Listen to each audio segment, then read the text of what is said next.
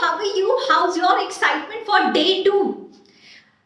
I want to tell you, जिनको day 2 नहीं पता फटाफट से उनके लिए पहले मैं बता दूं, आई वुड से कि ये वाली वीडियो आप जाके पहले देख लेना। What we are doing series 1 2023 का 30 डेज प्लान, वो भी साथ में।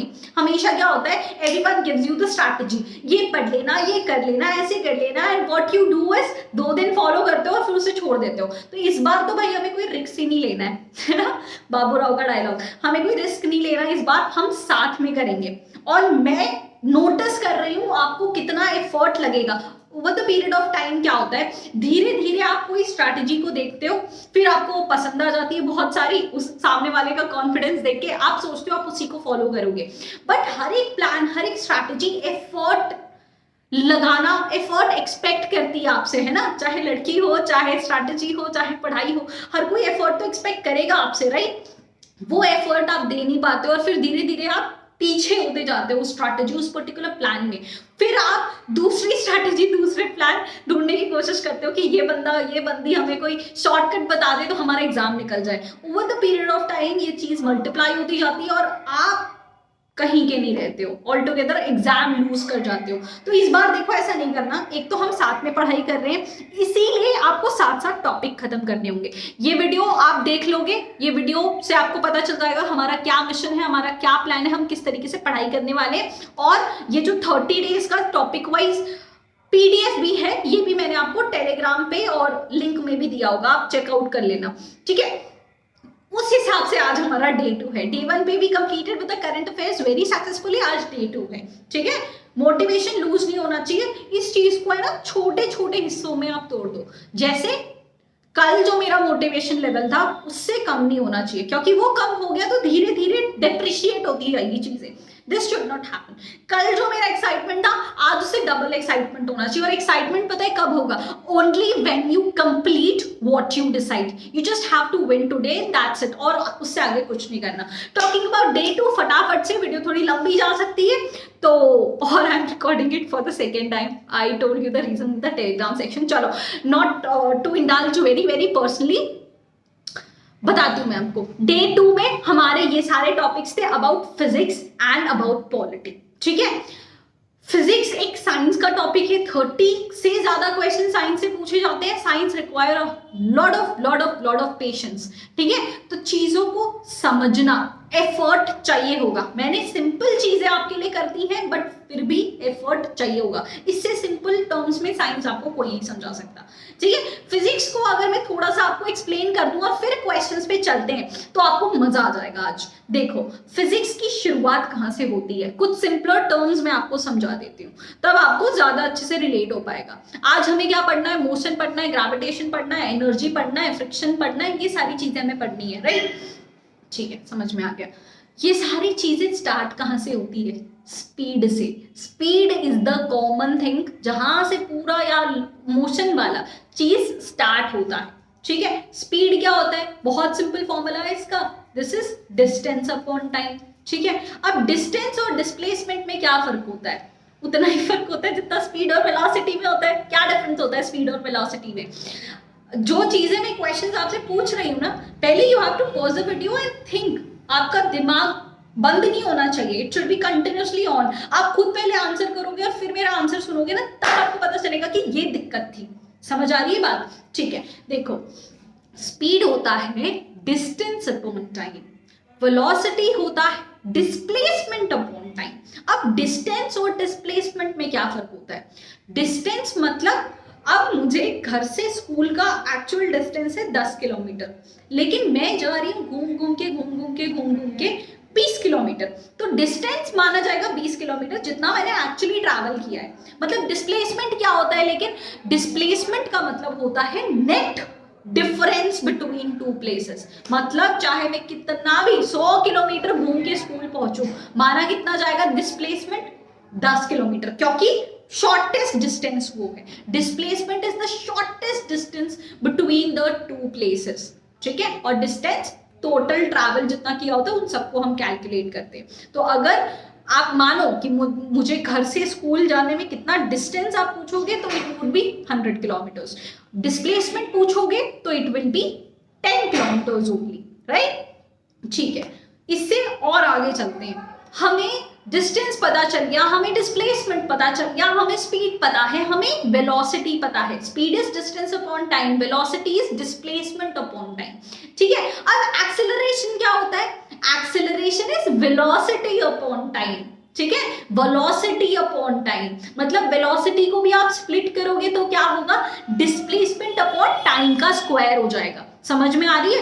एक्सेलरेशन वेलोसिटी अपॉन टाइम, इसको मैं डिस्प्लेसमेंट अपॉन टाइम भी कह सकती हूँ, ठीक है। इक्वेशन लिख के देखोगे बेटर समझ में आएगा, ठीक है। अब मेरी बात यहाँ पे ध्यान से सुनो, मोटा मोटा समझा रही हूँ, क्वेश्चंस में आपको हेल्प करेगी ये ओपन कंसेप्ट, ध्यान से सुनो अच्छे से। एक मास है, ठीक है।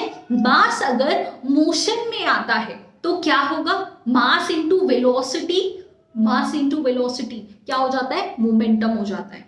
अब वो मोमेंटम जो है वो किस रेट से चल रहा है, मतलब कितने टाइम में वो मोशन दिखाएगा, उतना मोमेंटम दिखाएगा, वो आपका क्या हो जाता है? फॉर्मूला में दिख रहा है आपको, mass into velocity upon time. Velocity upon time अभी मैंने बताया क्या होता है? एक्सेलरेशन, मतलब mass into acceleration. According to second law of Newton, mass into acceleration आपका फोर्स होता है, और यही फोर्स एक साथ आपका शॉर्ट पीरियड ऑफ टाइम में लग जाए, मतलब फोर्स इंटू टाइम हो जाए, तो आपका इंपल्स हो जाता है। समझ में आई बात? ठीक है, तो ये हो गए हमारे मोटे मोटे कंसेप्ट्स। बाकी क्वेश्चन सॉल्व करके देखते हैं। आज हम फिजिक्स पे ही कॉन्सेंट्रेट करेंगे। पॉलिटी के लिए आई वुड से सिर्फ आज के दिन के लिए आपको ये जो 6 आवर्स वाली क्लास है उसको आप गो थ्रू कर लेना, ठीक है, because I am recording it for the second time. तो उसमें हमने सारे कंसेप्ट्स क्लियर कर चुके हैं। जो आज टॉपिक्स पढ़ने वो 6 आवर वीडियो में से आप पिक करके पढ़ लेना। आज टोटल फिजिक्स को समझते हैं और खत्म करते हैं, राइट? चलो, अच्छा, सिंपल स्वीट एक्सप्लेनेशन तो हमें बहुत अच्छे से समझ में आता है, बट हमारी नैया डूबती है जब क्वेश्चन आता है ना। क्वेश्चन की लैंग्वेज हम समझ नहीं पाते और ऑल टुगेदर नेगेटिव मार्क करके आते हैं, ठीक है। इसीलिए हमारी साइंस से तो स्पेशली बहुत ज़्यादा फटती है। तो I would suggest, I would give a single piece of advice and that is science है भैया। पेशेंस रखना, जो चीज़ नहीं समझ में आ रही 2 मिनट वीडियो पॉज करना, ओपन माइंड रख के चलना, ठीक है, चीज़ों को रिलेट करते हुए चलना, और इमेजिनेशन भैया बहुत ब्रॉड चाहिए होगा। ऑल राइट, ठीक है। I will be very simple, but आपको बीच में गिव अप नहीं करना है, ठीक है।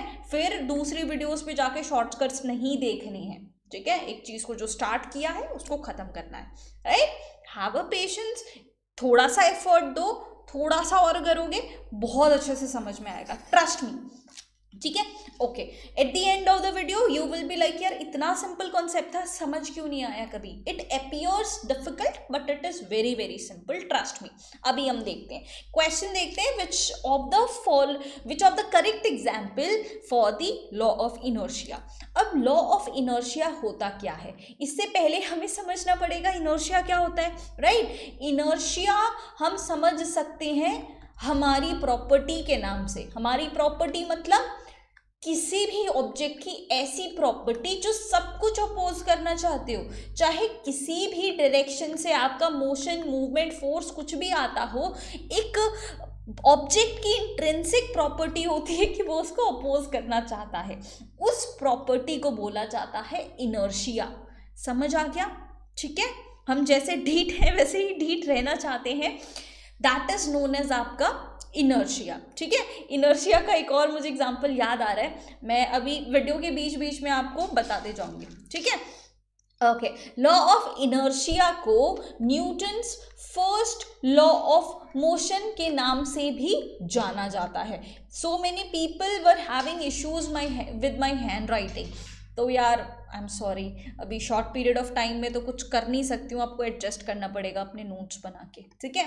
Okay, law of inertia is also known as first law of motion. पहले हमें फर्स्ट लॉ ऑफ मोशन समझना पड़ेगा, ऑफ कोर्स, उसी के बाद हम इस क्वेश्चन को सॉल्व कर पाएंगे कि कौन सा उसका एग्जाम्पल है, कौन सा नहीं है, राइट, ठीक है। न्यूटन का पहला लॉ ऑफ मोशन क्या कहता है? अगेन इनर्शिया वाला कॉन्सेप्ट आएगा ऑब्वियसली इसमें। अगर हम रेस्ट पे हैं, पहले देसी लैंग्वेज में समझ लो, अगर हम रेस्ट पे हैं, हम रेस्ट पे ही रहना चाहते हैं अनलेस अंटिल कोई एक्सटर्नल फोर्स आके हमें धक्का ना दे दे, राइट। अगर हम सो रहे हैं तो सोते ही रहना चाहते हैं अनलेस अनटिल हमारी मम्मी आके मुंह पे चप्पल ना मार दे, ठीक है, ओके। और अगर हम मोशन में हैं, हम मोशन में ही रहना चाहते हैं, जैसे अभी हम पढ़ाई कर रहे हैं, हम कंटिन्यूस पढ़ाई ही करना चाहते हैं क्योंकि हमें एग्जाम क्लियर करना है, that is the only and only main goal right in front of us, है ना। लेकिन अनलेस अनटिल हम पे कोई एक्सटर्नल फोर्स ना आ जाए, जैसे ये वीडियो चल रही है, अचानक से एक नोटिफिकेशन आएगा, हाय हेलो फ्री हो, क्या कर रहे हो, कहाँ गायब हो, है ना, ये एक्सटर्नल फोर्स हो गया जो आपके मोशन को स्टॉप कर देगा, ठीक है। हर जगह यहाँ पे लॉ ऑफ इनर्शिया या न्यूटन का पहला लॉ ऑफ मोशन लग रहा है। समझ आ गई बात। इंग्लिश में इसको क्या कहते हैं? Newton's first law of motion states that a body at rest or uniform motion will continue be at that rest position only or in that uniform motion until and unless an net external force acts on it. समझ में आ गया। अब इसके application देखो, CDS के पास है ना बहुत ज़्यादा एप्लीकेशंस है नहीं, वो गिने चुने यही एग्जाम्पल्स को यूज़ करता रहता है, तो बेटर हम इन सारे एग्जाम्पल्स को एक बार अच्छे से देख लें, ठीक है। अच्छा, इन एग्जाम्पल्स को कैसे देखेंगे? सारे एग्जाम्पल कहाँ से रिलेट करते होंगे? या तो कोई चीज़ मोशन में है या तो कोई चीज़ रेस्ट पे है। अगर ये दोनों केस कहीं पे भी आ रहा है ना, समझ लेना लॉ ऑफ इनर्शिया या Newton's first law of motion का ही एग्जाम्पल है। बाय डिफॉल्ट उसको जाके टिक कर देना। समझ आ गई बात। चलो एग्जाम्पल देखते हैं। Athlete runs some distance before taking a long jump. ऐसा क्यों? देखो मैं कीवी वाली बंदी हूँ, तो स्पोर्ट्स डे तो वहाँ पे हर बार बहुत अच्छे से मनाया जाता है और स्पोर्ट्स में बहुत लोग इंटरेस्टेड भी होते हैं। तो I was also participating in the long jump. तो आपने देखा होगा अगर मैं एक जगह पे खड़े रह के अगर जंप मारती हूँ तो इतना दूर तक मैं नहीं जा सकती हूँ। व्हाट आई डू इज कि मैं थोड़ा सा पीछे जाके एकदम भागती हूँ और जो मेन कट ऑफ पॉइंट आता है जहाँ से कूदना होता है, फिर अगर मैं कूदूँ तो थोड़ा आगे तक जाऊँगी। क्यों? Newton's first law of motion. अगर मैं यहाँ पे खड़ी हूँ, बहुत ध्यान से सुनना, अगर मैं यहाँ पे खड़ी हूँ मतलब मैं रेस्ट पे हूँ, मतलब मेरी बॉडी रेस्ट पे ही रहना चाहेगी, है ना, इसलिए मैं बहुत ज़्यादा दूर नहीं जा पाऊंगी। बट अगर मैं दौड़ के आ रही हूँ बहुत तेज, मतलब मेरी बॉडी मोशन पे है, वो मोशन में ही रहना चाहेगी, ठीक है, इसलिए आप यहाँ से कूदोगे तो वो बॉडी ऑलरेडी मोशन में है और कहीं जाके आगे जाके गिरेगी और मेरा जंप और ज़्यादा लॉन्ग हो जाएगा, जो इस गेम का आपका फोकस था, ठीक है। तो ये कंसेप्ट आपको समझ में आ गया। दूसरा देखो, ये वाला बहुत बहुत ज़्यादा इंपॉर्टेंट है, इससे मल्टीपल क्वेश्चन भी आ सकते हैं। देखो अब यहाँ से सीडीएस का रंग आपको पता चलेगा। क्या पता चलेगा? इतनी सिंपल सी लाइन जो आपने एनसीईआरटी में पढ़ी थी वो किस तरीके से आपको समझनी थी, ये आप यहाँ पे बहुत ध्यान से सुनना। इससे कितने क्वेश्चंस आते हैं मैं आपको समझाती हूँ, कितने टाइप के क्वेश्चन यहाँ से बन सकते हैं सीडीएस के दिमाग में। A ball thrown upwards in a train moving with the uniform velocity return to the hands of the thrower। ठीक है, इंग्लिश में बोला, हम थोड़ा देसी लैंग्वेज में समझते हैं। ये कहने की ये कोशिश कर रहे हैं कि ये ट्रेन है, ठीक है, ट्रेन जा रही है 10 की स्पीड से, आप इसके कांटेक्ट में हो, दैट मीन्स आप भी 10 की स्पीड से जा रहे हो और आपके कांटेक्ट में आपका बॉल है, मतलब ये भी 10 की स्पीड से ही जा रहा होगा, ठीक है। तो अगर ये यूनिफॉर्म वेलोसिटी में चल रहा है, बहुत बहुत ध्यान से सुनना, अगर ये यूनिफॉर्म वेलोसिटी से चल रहा है तो अगर आप इसको फेंकोगे तो ये इस पूरे सिस्टम से डिस्कनेक्ट हो चुका है, लेकिन ये अभी भी मोशन में है। क्यों? Because law of inertia, Newton's first law of motion, ये अभी भी 10 की स्पीड से होगा, ये भी 10 की स्पीड से है। तो ये जब ग्रेविटी की वजह से जब नीचे गिरेगा तो वापस से हमारे हाथ में ही गिरेगा, अगर यूनिफॉर्म वेलोसिटी से है। अब क्वेश्चन देखो, इसके केसेस वाले क्वेश्चन पूछे जाते हैं। केसेस वाले क्वेश्चन मतलब अगर ट्रेन चल रही है, क्वेश्चन ये पूछा जाता है, if train is moving and, या तो आपके हाथ में कॉइन होगा या तो बॉल होगा। सीडीएस इन दोनों पे ज़्यादा फोकस करता है। अगर आप उसको थ्रो कर रहे हो और वो जाके पीछे गिरता है, दैट मीन्स ट्रेन एक कांस्टेंट स्पीड से चल रहा है, नेगेटिव एक्सेलरेशन से चल रहा है, पॉजिटिव एक्सेलरेशन से चल रहा है, ऐसे कुछ क्वेश्चन आपसे पूछे जाते हैं, ठीक है। दूसरा केस क्या हो जाएगा कि ट्रेन चल रही है, आपने बॉल फेंका, ये आप हो और आपका बॉल आपने फेंका और जाके वो आपके आगे गिर गया, इसका मतलब ट्रेन के स्पीड से चल रही है, क्या चल रही है। अब इस क्वेश्चन को कैसे सॉल्व करेंगे, 2 मिनट पहले वीडियो को पॉज करो और अपना दिमाग जहां भी जितना दूर जा सकता है ना उतना दूर दिमाग को फैला दो, ठीक है। फिर एक्सप्लेनेशन को सुनना, तब आपको पता चलेगा कि आपको आपके दिमाग को कहाँ तक और स्ट्रेच करने की ज़रूरत है, ठीक है। अभी वीडियो को पॉज करके दिमाग थोड़ा लड़ाने की कोशिश करना, ठीक है। अब देखो क्या होता है, पहले वाले केस की बात कर रही हूँ। ट्रेन की स्पीड कितनी थी, 10 की थी, ठीक है। ट्रेन की स्पीड 10 की थी, मतलब आपकी स्पीड भी कितनी होगी, 10 की होगी, ठीक है। जब तक बॉल आपके कॉन्टैक्ट में है, बॉल भी 10 की स्पीड से है, और जब वो डिस्कनेक्ट हो गया तभी भी बेचारे की स्पीड तो 10 ही होगी क्योंकि वो डिस्कनेक्ट हो चुका है अब। लेकिन अगर आप ट्रेन स्पीड से चलने लग गई, 10 की जगह वो 20 की स्पीड से चलने लग गई, ठीक है। अब वो 20 की स्पीड से चलने लग गई, आप तो फिर भी उसके कांटेक्ट में हो, ट्रेन के कांटेक्ट में आप तो हो, आपकी स्पीड भी 20 हो गई, बट अब बॉल आपके कांटेक्ट में नहीं है, बॉल तो हवा में है, ठीक है। उसकी स्पीड कितनी रहेगी, वो तो उसकी स्पीड तो आपकी 10 ही रहेगी, राइट, उसकी स्पीड तो 10 ही रहेगी।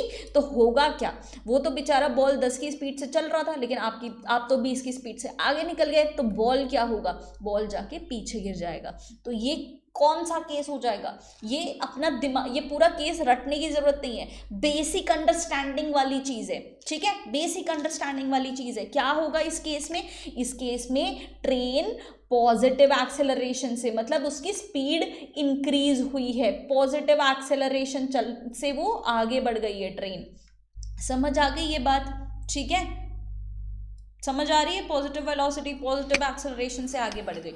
अब देखो, ट्रेन की स्पीड 20 थी, आपकी भी स्पीड होगी 20, लेकिन वो तो हवा में है, बॉल तो हवा में है, वो तो बेचारी 10 की स्पीड से गई थी, उसी स्पीड से वो ऊपर है। बट अब अचानक से ट्रेन की स्पीड स्लो हो गई, ये 5 की स्पीड से चलने लग गई, मतलब आप भी 5 की स्पीड से चलने लगोगे, लेकिन बॉल तो बेचारी 10 की स्पीड से ही थी, वो जाके आगे गिर जाएगी और आप तो पीछे ही रह जाओगे अभी, ठीक है। तो उस केस में क्या होगी, बॉल आपसे आगे जाके गिरेगी। इस केस में क्या होगा, नेगेटिव एक्सेलरेशन, मतलब ट्रेन की स्पीड कम हो चुकी होगी, ये इस केस में होता है। अब ये ऐसे क्वेश्चन सॉल्व हो जाएंगे, कॉन्फिडेंस आया थोड़ा सा, फिर भी 2 मिनट पॉज करके इस चीज को डाइजेस्ट करने की कोशिश करना, अपने आप से अपने नोट्स में लिखने की कोशिश करना, मेरी भाषा में नहीं, अपनी खुद की भाषा में, तब जाके ये चीज अच्छे से समझ में आ जाएगी, ठीक है। और ये भी बात है कि अगर आपने चीजों को ध्यान से समझा नहीं ना, तो नेगेटिव करके जरूर आओगे आप कंफ्यूज हो जाओगे कि यार इसमें पॉजिटिव था या इसमें नेगेटिव था। तो समझना इज वेरी इंपॉर्टेंट योर।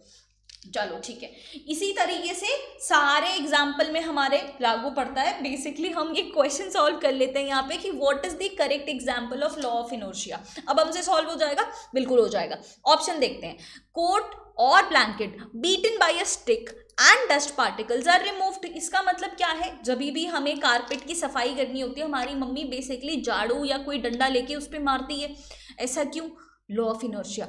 जो डस्ट था, ये डस्ट है, ये बेचारा रेस्ट पोजीशन में था, उसको रेस्ट पे ही रहना था, बट ये जो स्टिक है, स्टिक हम मोशन में होती है, बहुत ज़्यादा स्पीड से हम क्या करते हैं, कारपेट में मारते हैं, तो इसका जो मोशन है वो कारपेट पे ट्रांसफर होता है, कारपेट का मोशन होता है वो डस्ट पे ट्रांसफर होता है, डस्ट मोशन में आ जाती है, मतलब डस्ट कारपेट से निकल जाती है और हमारा कारपेट क्लीन हो जाता है।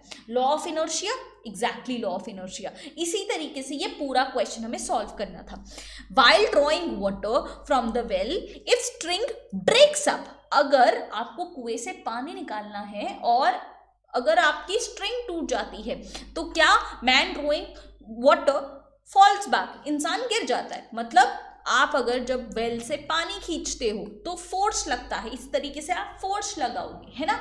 बट अचानक से अगर आपकी स्ट्रिंग टूट गई तो क्या आप जिस मोशन में थे उसी मोशन में कंटिन्यू करना चाहोगे और आप गिर जाओगे, है ना, गिर जाओगे। एग्जैक्टली आप मोशन में थे, मोशन में ही रहना चाहते हो, बट एक्सटर्नल फोर्स ने आपका सहारा नहीं दिया और आप गिर जाओगे। यह लॉ ऑफ मोशन है, एग्जैक्टली लॉ ऑफ मोशन है। Same cream separates from the milk, milk बेचारा रेस्ट पे होता है, रेस्ट पे ही रहना चाहता है, बट अचानक से आप इसको मोशन में ला देते हो, है ना, सर्कुलर मोशन में ला देते हो। सर्कुलर मोशन से फिर क्या होता है, डेंसिटी के हिसाब से आपका क्रीम और मिल्क अलग हो जाता है, ठीक है।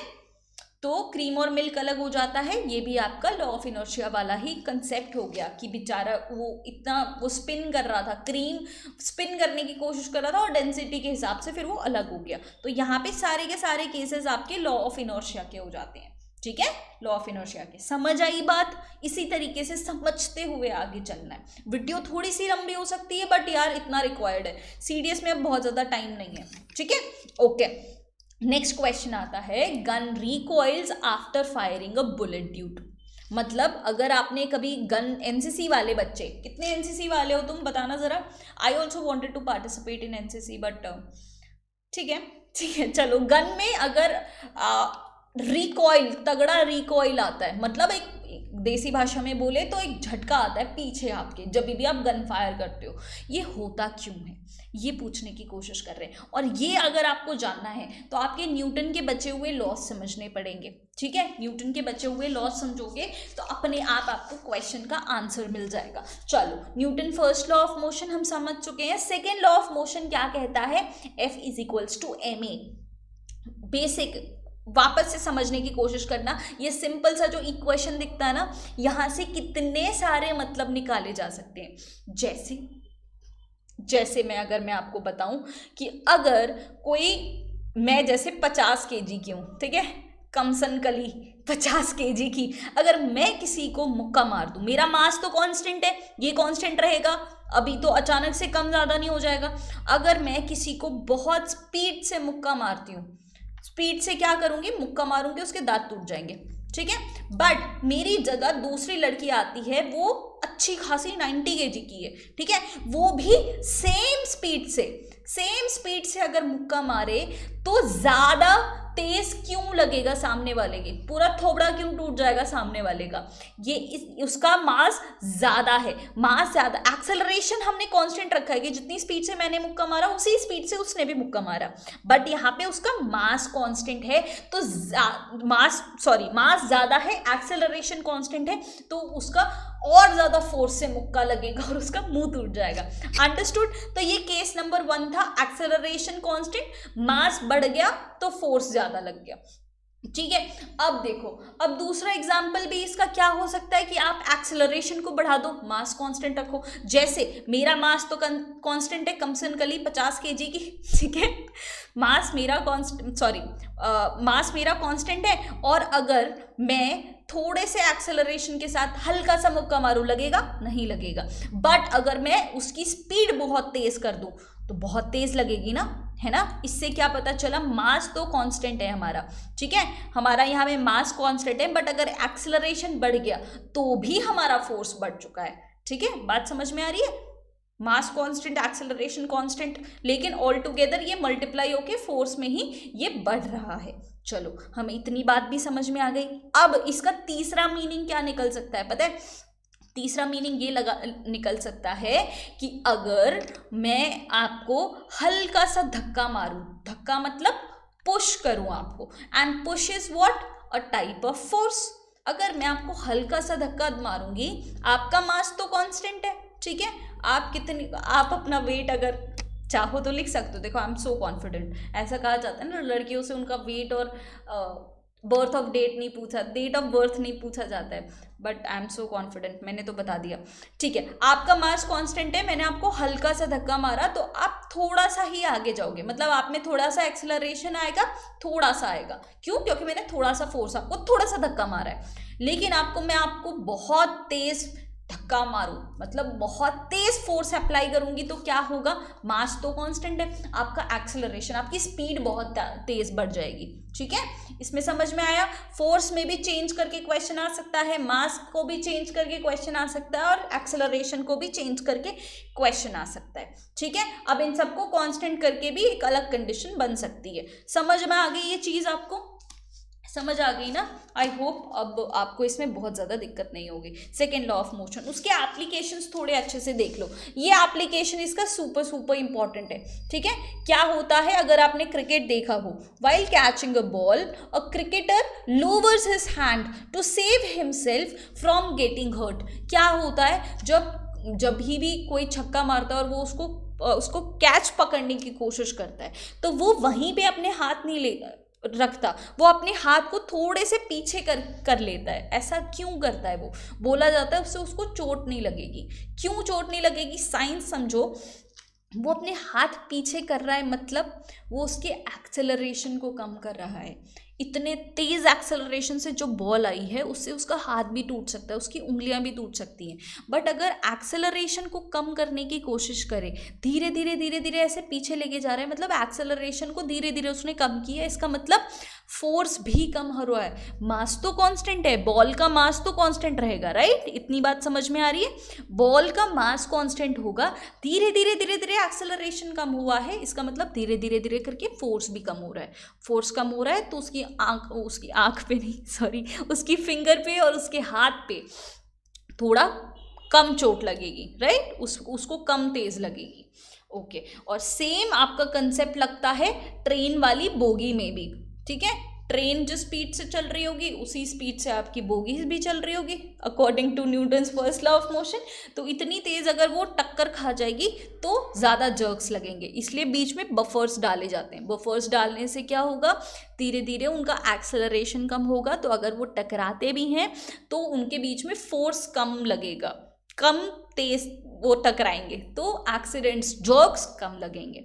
सेम गोज टू दिस, अगर आप पक्का फ्लोर पे गिरोगे तो आपको बहुत तेज लगेगी और कच्चा फ्लोर पे गिरोगे तो कम तेज लगेगी। ऐसा क्यों? क्योंकि देखो, पक्का फ्लोर में आपके पास कोई स्कोप ही नहीं है कि आप नीचे पुश कर पाओ ज़मीन को, ठीक है? आप पुश नहीं कर पाओगे, इसका मतलब क्या है? जो आपकी ओरिजिनल एक्सेलरेशन से आप गिरोगे ना, आपकी एक्सेलरेशन उतनी ही रहेगी, और गिर रहे हो मतलब एक्सेलरेशन ज़्यादा होगी, मतलब फोर्स भी ज़्यादा होगा और आपको ज़्यादा तेज चोट लग सकती है आपके पीछे, ठीक है? लेकिन कच्चा फ्लोर में क्या होता है? नीचे ज़मीन प्रेस हो सकती है, नीचे प्रेस हो सकती है, इसका मतलब क्या है? एक्सेलरेशन थोड़ा कम हो जाएगा, ठीक है? थोड़ा कम एक्सेलरेशन होगा मतलब थोड़ा कम फोर्स से आप गिरोगे और थोड़ा कम चोट आपको लगेगी, ठीक है? समझ आ गया न्यूटन का सेकेंड लॉ ऑफ मोशन, ठीक है? इसको ध्यान से समझना। अभी जो नेक्स्ट स्लाइड हमारी होगी वो इससे डिराइव्ड ही होगी, ठीक है? इससे डिराइव्ड होगी। Okay, force is equals to mass into acceleration. अब न्यूटन का थर्ड लॉ ऑफ मोशन क्या कहता है? न्यूटन का थर्ड लॉ ऑफ मोशन कहता है to every action there is equal and opposite reaction. मतलब अगर आप कुछ भी काम कर रहे हो उसका ऑपोजिट उतनी ही इंटेंसिटी में रिवर्स काम होगा, ठीक है?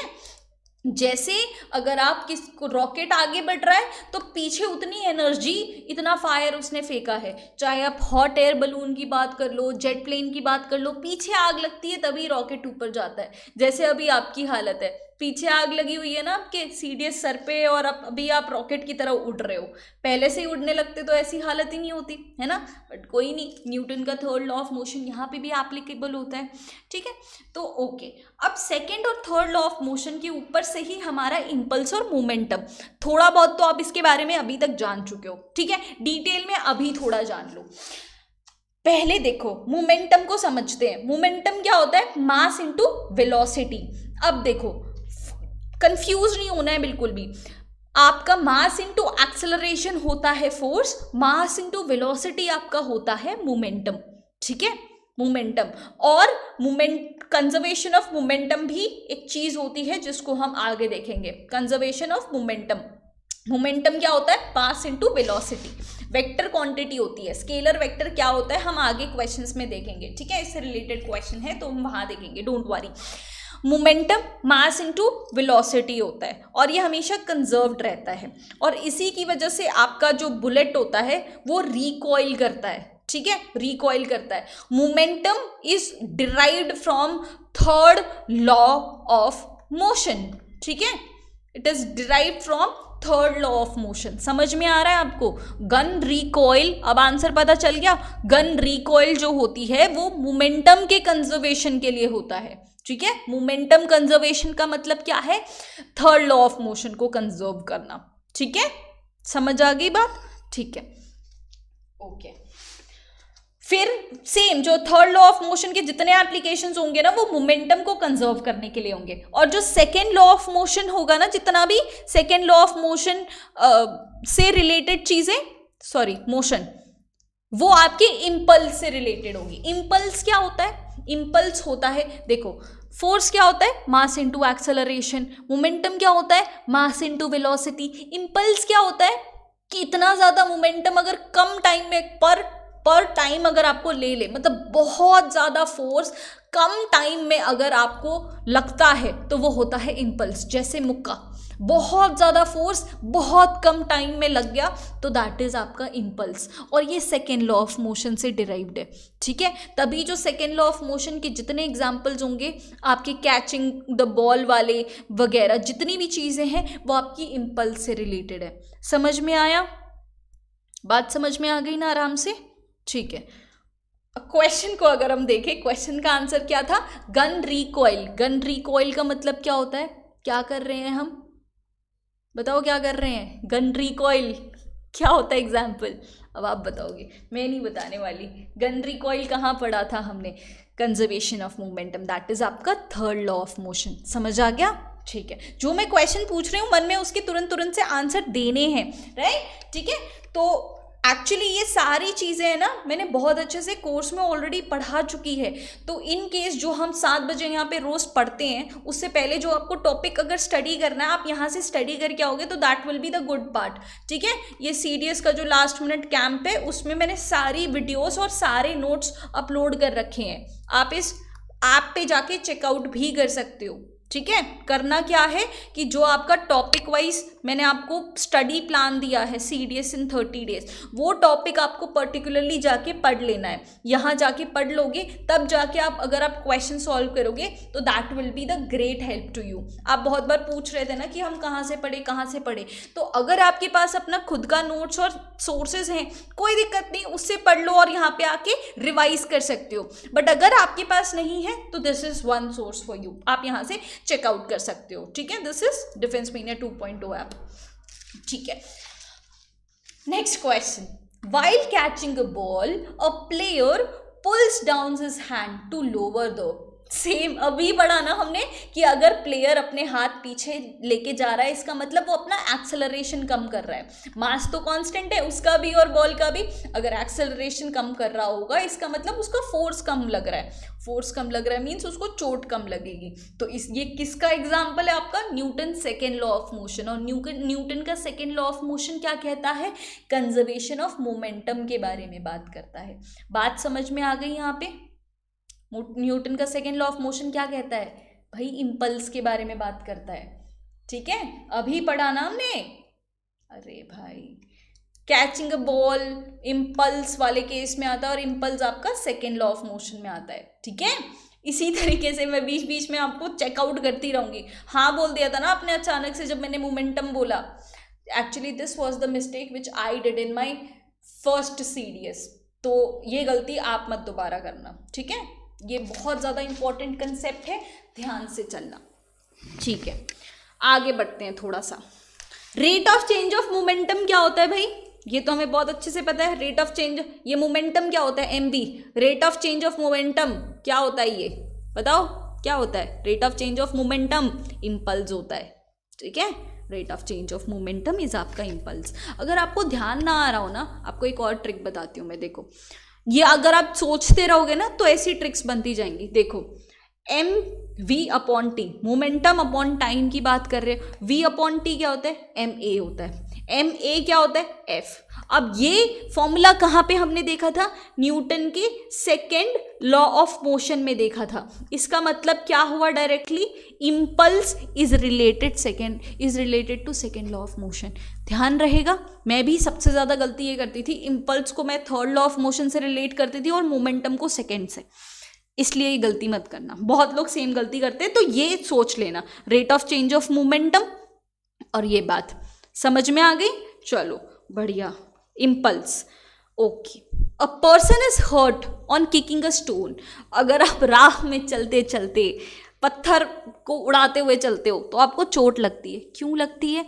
न्यूटन के थर्ड लॉ के हिसाब से क्या बोलता है? आपने अगर इसको छेड़ा है तो इक्वल एंड ऑपोजिट रिएक्शन नहीं आएगा क्या? बिल्कुल आएगा, ठीक है। ये रिएक्शन फोर्सेस की वजह से आपको चोट लगेगी। न्यूटन के थर्ड लॉ ऑफ मोशन के हिसाब से। बात समझ में आई? ठीक है, न्यूटन के थर्ड लॉ ऑफ मोशन के हिसाब से। चलो ठीक है, which of the following is the definition of impulse. अभी हमने देखा था इम्पल्स क्या होता है, इतना सारा force in very short time, in very short time, तो इम्पल्स होता है। ठीक है, इम्पल्स। अब देखो एलिमिनेशन कर लो, इतना बड़ा बड़ा क्या ही पढ़ना। लॉन्ग पीरियड, नो, ये गलत हो गया। शॉर्ट पीरियड, ये सही हो सकता है। लॉन्ग पीरियड, ये भी गलत हो गया। शॉर्ट पीरियड, ये सही हो सकता है। अब बहुत सारा फोर्स चाहिए हमें, स्मॉल फोर्स नहीं, तो क्या आंसर सही हो जाएगा हमारा? B would be the correct answer. Large force acting on a body for very short period of time is what? Your impulse. Impulse क्या होता है? Momentum into momentum, rate of change of momentum, मतलब mv upon t. ठीक है, mv upon T. चलो यहां तक सही है, आगे बढ़ते हैं। An object is raised to the height of 3 metre from ground. ठीक है, ड्रॉ करते हुए चलते हैं, ये हमारा ग्राउंड है।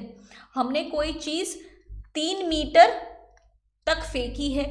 It is then allowed to fall on a table which is 1 metre high from the ground level. ठीक है, फिर हमने यहाँ पे टेबल रख दिया जो कि 1 मीटर का है, हाइट उसकी 1 मीटर है। In this context which one of the following statements is correct. ठीक है, ये टोटल सिस्टम इस तरीके से बन चुका है।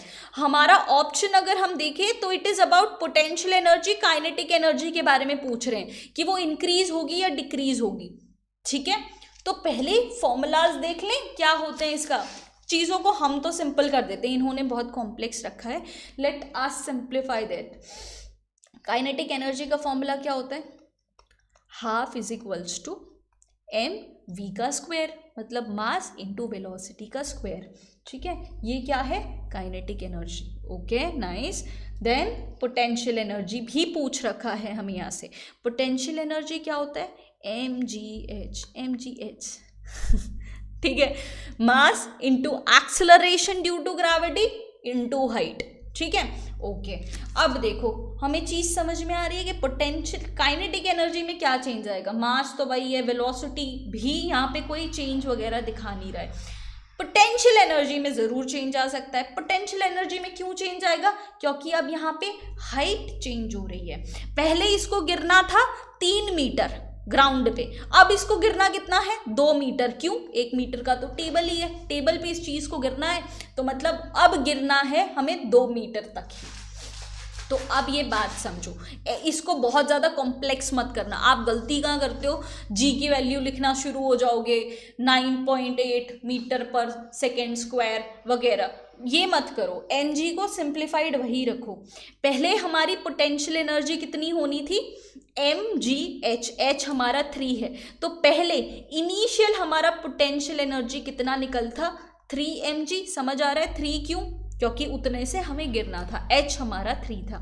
अब फाइनल क्या है? टेबल की वजह से 1 मीटर तो कैंसिल हो गया, 2 मीटर तक ही उसको गिरना है, तो अब हमारा क्या है? 2 mg। हमसे पूछा क्या है कि अब क्या होगा। ठीक है, ये स्टेटमेंट जब आप पूरे पढ़ लोगे तो हमारे, देखो पढ़ ही लेते हैं। Potential energy decreases by 2/3, potential energy decreases bye 1/3। Kinetic energy पे तो कोई चेंज नहीं हो रहा, तो इसको हम कैंसिल कर देंगे। तो अब कितनी पोटेंशियल एनर्जी डिक्रीज हो रही है उतना हमें मतलब है। अब कितनी डिक्रीज हो रही है? अब कितनी है? 2 mg। पहले कितनी थी? 3 mg। तो क्या हो जाएगा? ये सब तो कैंसिल हो जाएगा, 2/3 से हमारी पोटेंशियल एनर्जी डिक्रीज हो जाएगी।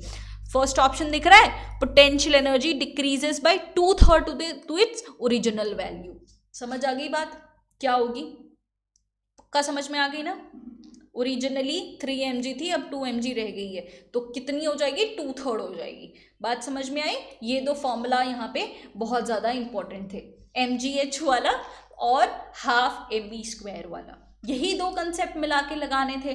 ये तो आपका, आप देख रहे हो इसको तो कैसे एलिमिनेट किया है, देख के कि यार हाइट से तो काइनेटिक एनर्जी को कोई फर्क ही नहीं पड़ रहा है। समझ में आई बात? इसी तरीके से आपको फंडे लगाने हैं। ये हो गया आपके मिक्स्ड फंडे वाला क्वेश्चन, बहुत सिंपल है। ये क्या फॉर्मूला आपको नहीं पता था? पता था ना ऑलरेडी, बट जब क्वेश्चन में आए तब साफ सूंघ गया आपको। तो इस तरीके से क्वेश्चन को देखना है और अटेम्प्ट करना है।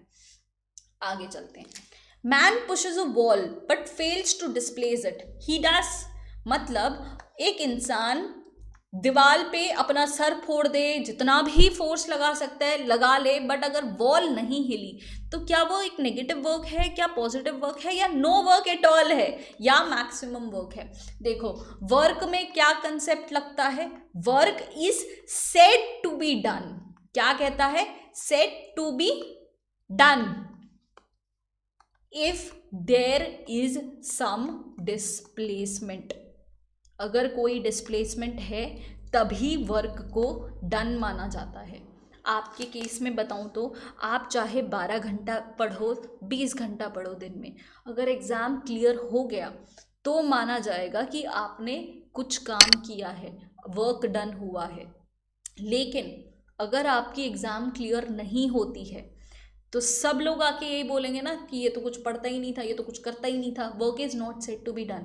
डिस्प्लेसमेंट, रिजल्ट आना चाहिए, ठीक है, रिजल्ट आना चाहिए। फिर आप उसके लिए कितना भी रात जग लो, कितना भी कुछ कर लो, अगर आपका रिजल्ट क्लियर नहीं होता है तो work is not said to be done according to physics. चलो ठीक है, इसको थोड़ा सा और अच्छे से अगर वर्क के कंसेप्ट को हम समझे, work is said to be done if force acting on a body is actually is able to move to some distance in direction of the force.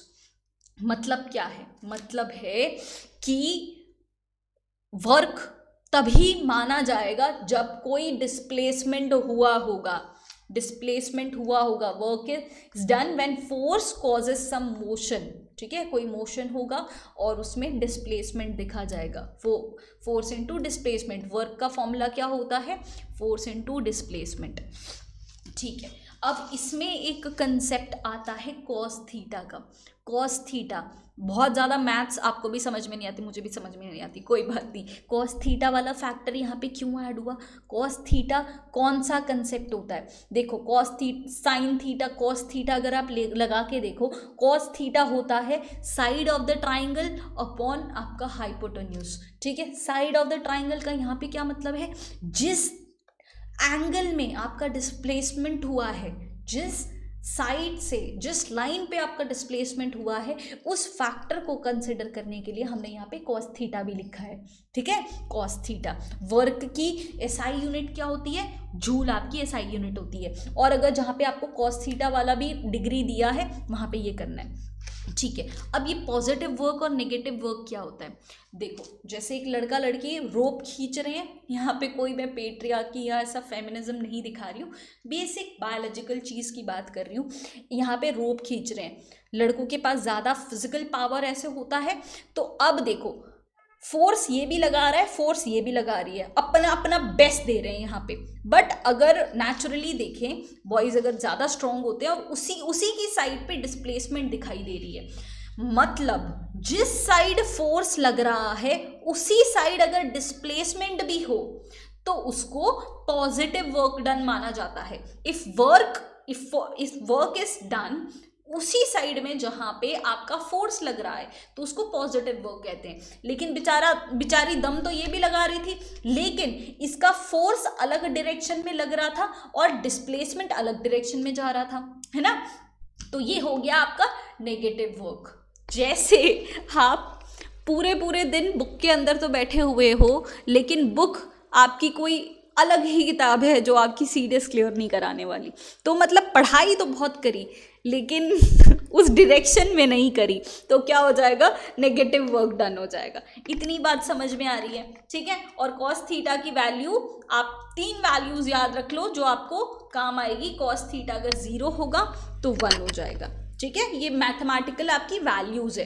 Cos theta अगर 90 होगा, मतलब आप किसी भी चीज़ को 90 डिग्री डायरेक्शन में रखोगे तो ये 0, और 0 मतलब वर्क डन 0 हो जाएगा। इसीलिए कुली वाला कंसेप्ट आता है। अगर फोर्स और डिस्प्लेसमेंट परपेंडिकुलर होगा तो क्या हो जाएगा? Work done is equals to 0। इसीलिए कुली एकदम स्ट्रेट अपने इस पे सर पे लगेजेस वगैरह लगाते हैं ताकि उनको ज़्यादा वजन ना लगे, ठीक है। वर्क एक टाइप का फोर्स ही है, ठीक है। वर्क, फोर्स, एनर्जी, ये सारे सिमिलर कंसेप्ट्स हैं जो रेफरल टर्म में अलग हो जाते हैं। समझ में आ रही है बात? चलो ठीक है। और cos 180 क्या होता है? -1 होता है। ये आपको वो लगाना होगा, ये टर्म्स लगाने होंगे। अच्छा, ये cos 0, 90, 180 नहीं समझ में आ रहा, चलो ठीक है, ये भी आपको मैं समझा देती हूँ। पहले इसको यहाँ पे मिटा दे सब कुछ, ठीक है। cos 0 मतलब 1, मतलब पॉजिटिव। cos 0 1 कब होगा? जब फोर्स और डिस्प्लेसमेंट एक ही डायरेक्शन में हो रहा है, मतलब cos की वैल्यू 0 to 90 कहीं पर भी हो, जैसे 0 से 90 के बीच में है, जिस डायरेक्शन में फोर्स लग रहा है उसी डायरेक्शन में आपका डिस्प्लेसमेंट भी हो रहा है, और दोनों के बीच में जो एंगल है वो 90 से कम है, 0 से ज़्यादा है, तो पॉजिटिव वर्क डन होगा। जहाँ पे ये बंदा फोर्स लगा रहा है उसी डायरेक्शन में आपका वर्क डन हो रहा है, तब वो एक पॉजिटिव वर्क डन है। ठीक है, ये तीनों कंसेप्ट इंटर रिलेटेड है। अब देखो, अब समझो मेरी बात। अगर क्या होता कि ये बंदा फोर्स अगर यहाँ लगा रहा होता, ये बंदा फोर्स यहाँ पे लगा रहा होता, और जो cos थीटा वाला डिस्प्लेसमेंट आपका इस डायरेक्शन में होना है। अब आप सोचो, अगर आप नीचे की डायरेक्शन में फोर्स लगाओगे तो क्या आप आगे बढ़ पाओगे? बढ़ पाओगे कि नहीं बढ़ पाओगे? ऑब्वियसली नहीं बढ़ पाओगे। और अगर नहीं बढ़ पा रहे हो इसका मतलब डिस्प्लेसमेंट नहीं हो रहा है, और डिस्प्लेसमेंट नहीं हो रहा है इसका मतलब वर्क डन हुआ नहीं हुआ। तभी बोला जाता है cos 90 अगर होगा ना, cos 90 तो work done is equals to 0 हो जाता है। और cos 180 कैसे होगा कि आप फोर्स तो भाई उल्टी डायरेक्शन में लगा रहे हो बट डिस्प्लेसमेंट उल्टी डायरेक्शन में जा रहा है। ये मतलब आपका 90 से 180 डिग्री अगर होगा फोर्स और डिस्प्लेसमेंट का एंगल, तो वो नेगेटिव वर्क डन हो जाएगा। ठीक है, ये आपका कंसेप्ट था, समझ में आ गया ना? ठीक है, तो अब इस क्वेश्चन का आंसर सॉल्व होगा। A man pushes a wall but fails to displace it, displacement ही नहीं हुआ है तो no work done at all होगा। समझ में आई ये बात? चलो, बहुत बेहतर है, आगे बढ़ते हैं। Which one of the following statement is not correct? Not correct देखते हैं किस बारे में है। Weight of a body is different on different planets. Okay, weight और मास का कंसेप्ट कह रहे हैं, इसका फॉर्मूला क्या लग जाएगा? Weight is equals to mg। Simple सा फंडा है, ये लोग आपको चीजें कम्प्लेक्स करके दिखा रहे हैं but you have to be simple, right? आपको जो भी पूछ रहा है उसका फॉर्मूला एक बार, इसका कंसेप्ट एक बार सामने लिख दो, फिर चीज़ें क्लियर हो जाएंगी। Weight is equals to mg। ठीक है, अब क्या होता है, मास एक है ना कांस्टेंट चीज़ होती है। आपका मास कभी भी नहीं बदलता, चाहे आप कहीं पे भी चले जाओ, आप अर्थ पे रहो, सन पे चले जाओ, मून पे चले जाओ, स्पेस में कहीं पे भी चले जाओ, आपका मास कांस्टेंट रहता है। ये बस जी क्या होता है? Acceleration due to gravity. क्या होता है? Acceleration due to gravity. यही आपका हमेशा चेंज होता है। एक्सेलरेशन ड्यू टू ग्रेविटी के चेंज होने की वजह से आपका वेट चेंज हो जाता है। ठीक है, इसलिए आपका वेट चेंज हो जाता है। ओके, इतनी बात हमें समझ में आ गई है तो हम आगे बढ़ पाएंगे। Wait of a body is different on all the planets. Absolutely, ये सही बात है यहाँ पे, लेकिन हमसे क्या पूछा है? Not correct. ठीक है, जो उतावले बच्चे होते हैं ना, लास्ट मिनट पे उनको कुछ अटेम्प्ट करना होता है, वो इस नॉट को इग्नोर कर देते हैं, वो बस ये पढ़ते कि हाँ ये बात सही है, ये वो क्वेश्चन को सही कर देंगे। यहीं पे आपका मिसअंडरस्टैंडिंग हो जाता है। ठीक है, मेंटल एबिलिटी में आप कम पड़ जाते हो। फिजिक्स तो स्ट्रांग है बट मेंटल एबिलिटी आपकी कम है। चलो ठीक है, अब यहाँ पे आगे बढ़ते हैं। Mass of a body on earth, on the moon and in empty space is the same. ये बात सही है, ये भी बात सही है। आपका मास जो है वो हर जगह पे कांस्टेंट होगा, आपका वेट अलग अलग हो सकता है, मास आपका कांस्टेंट होगा। ठीक है, weightlessness of a body occurs when gravitational force acting on it counter balances. सही बात है। ठीक है, वेटलेसनेस तभी हो सकता है जब काउंटर बैलेंसिंग हो जाएगी। ठीक है, okay. Weight and mass of body are equal at the sea level on the surface of the earth. क्या ये बात सही है?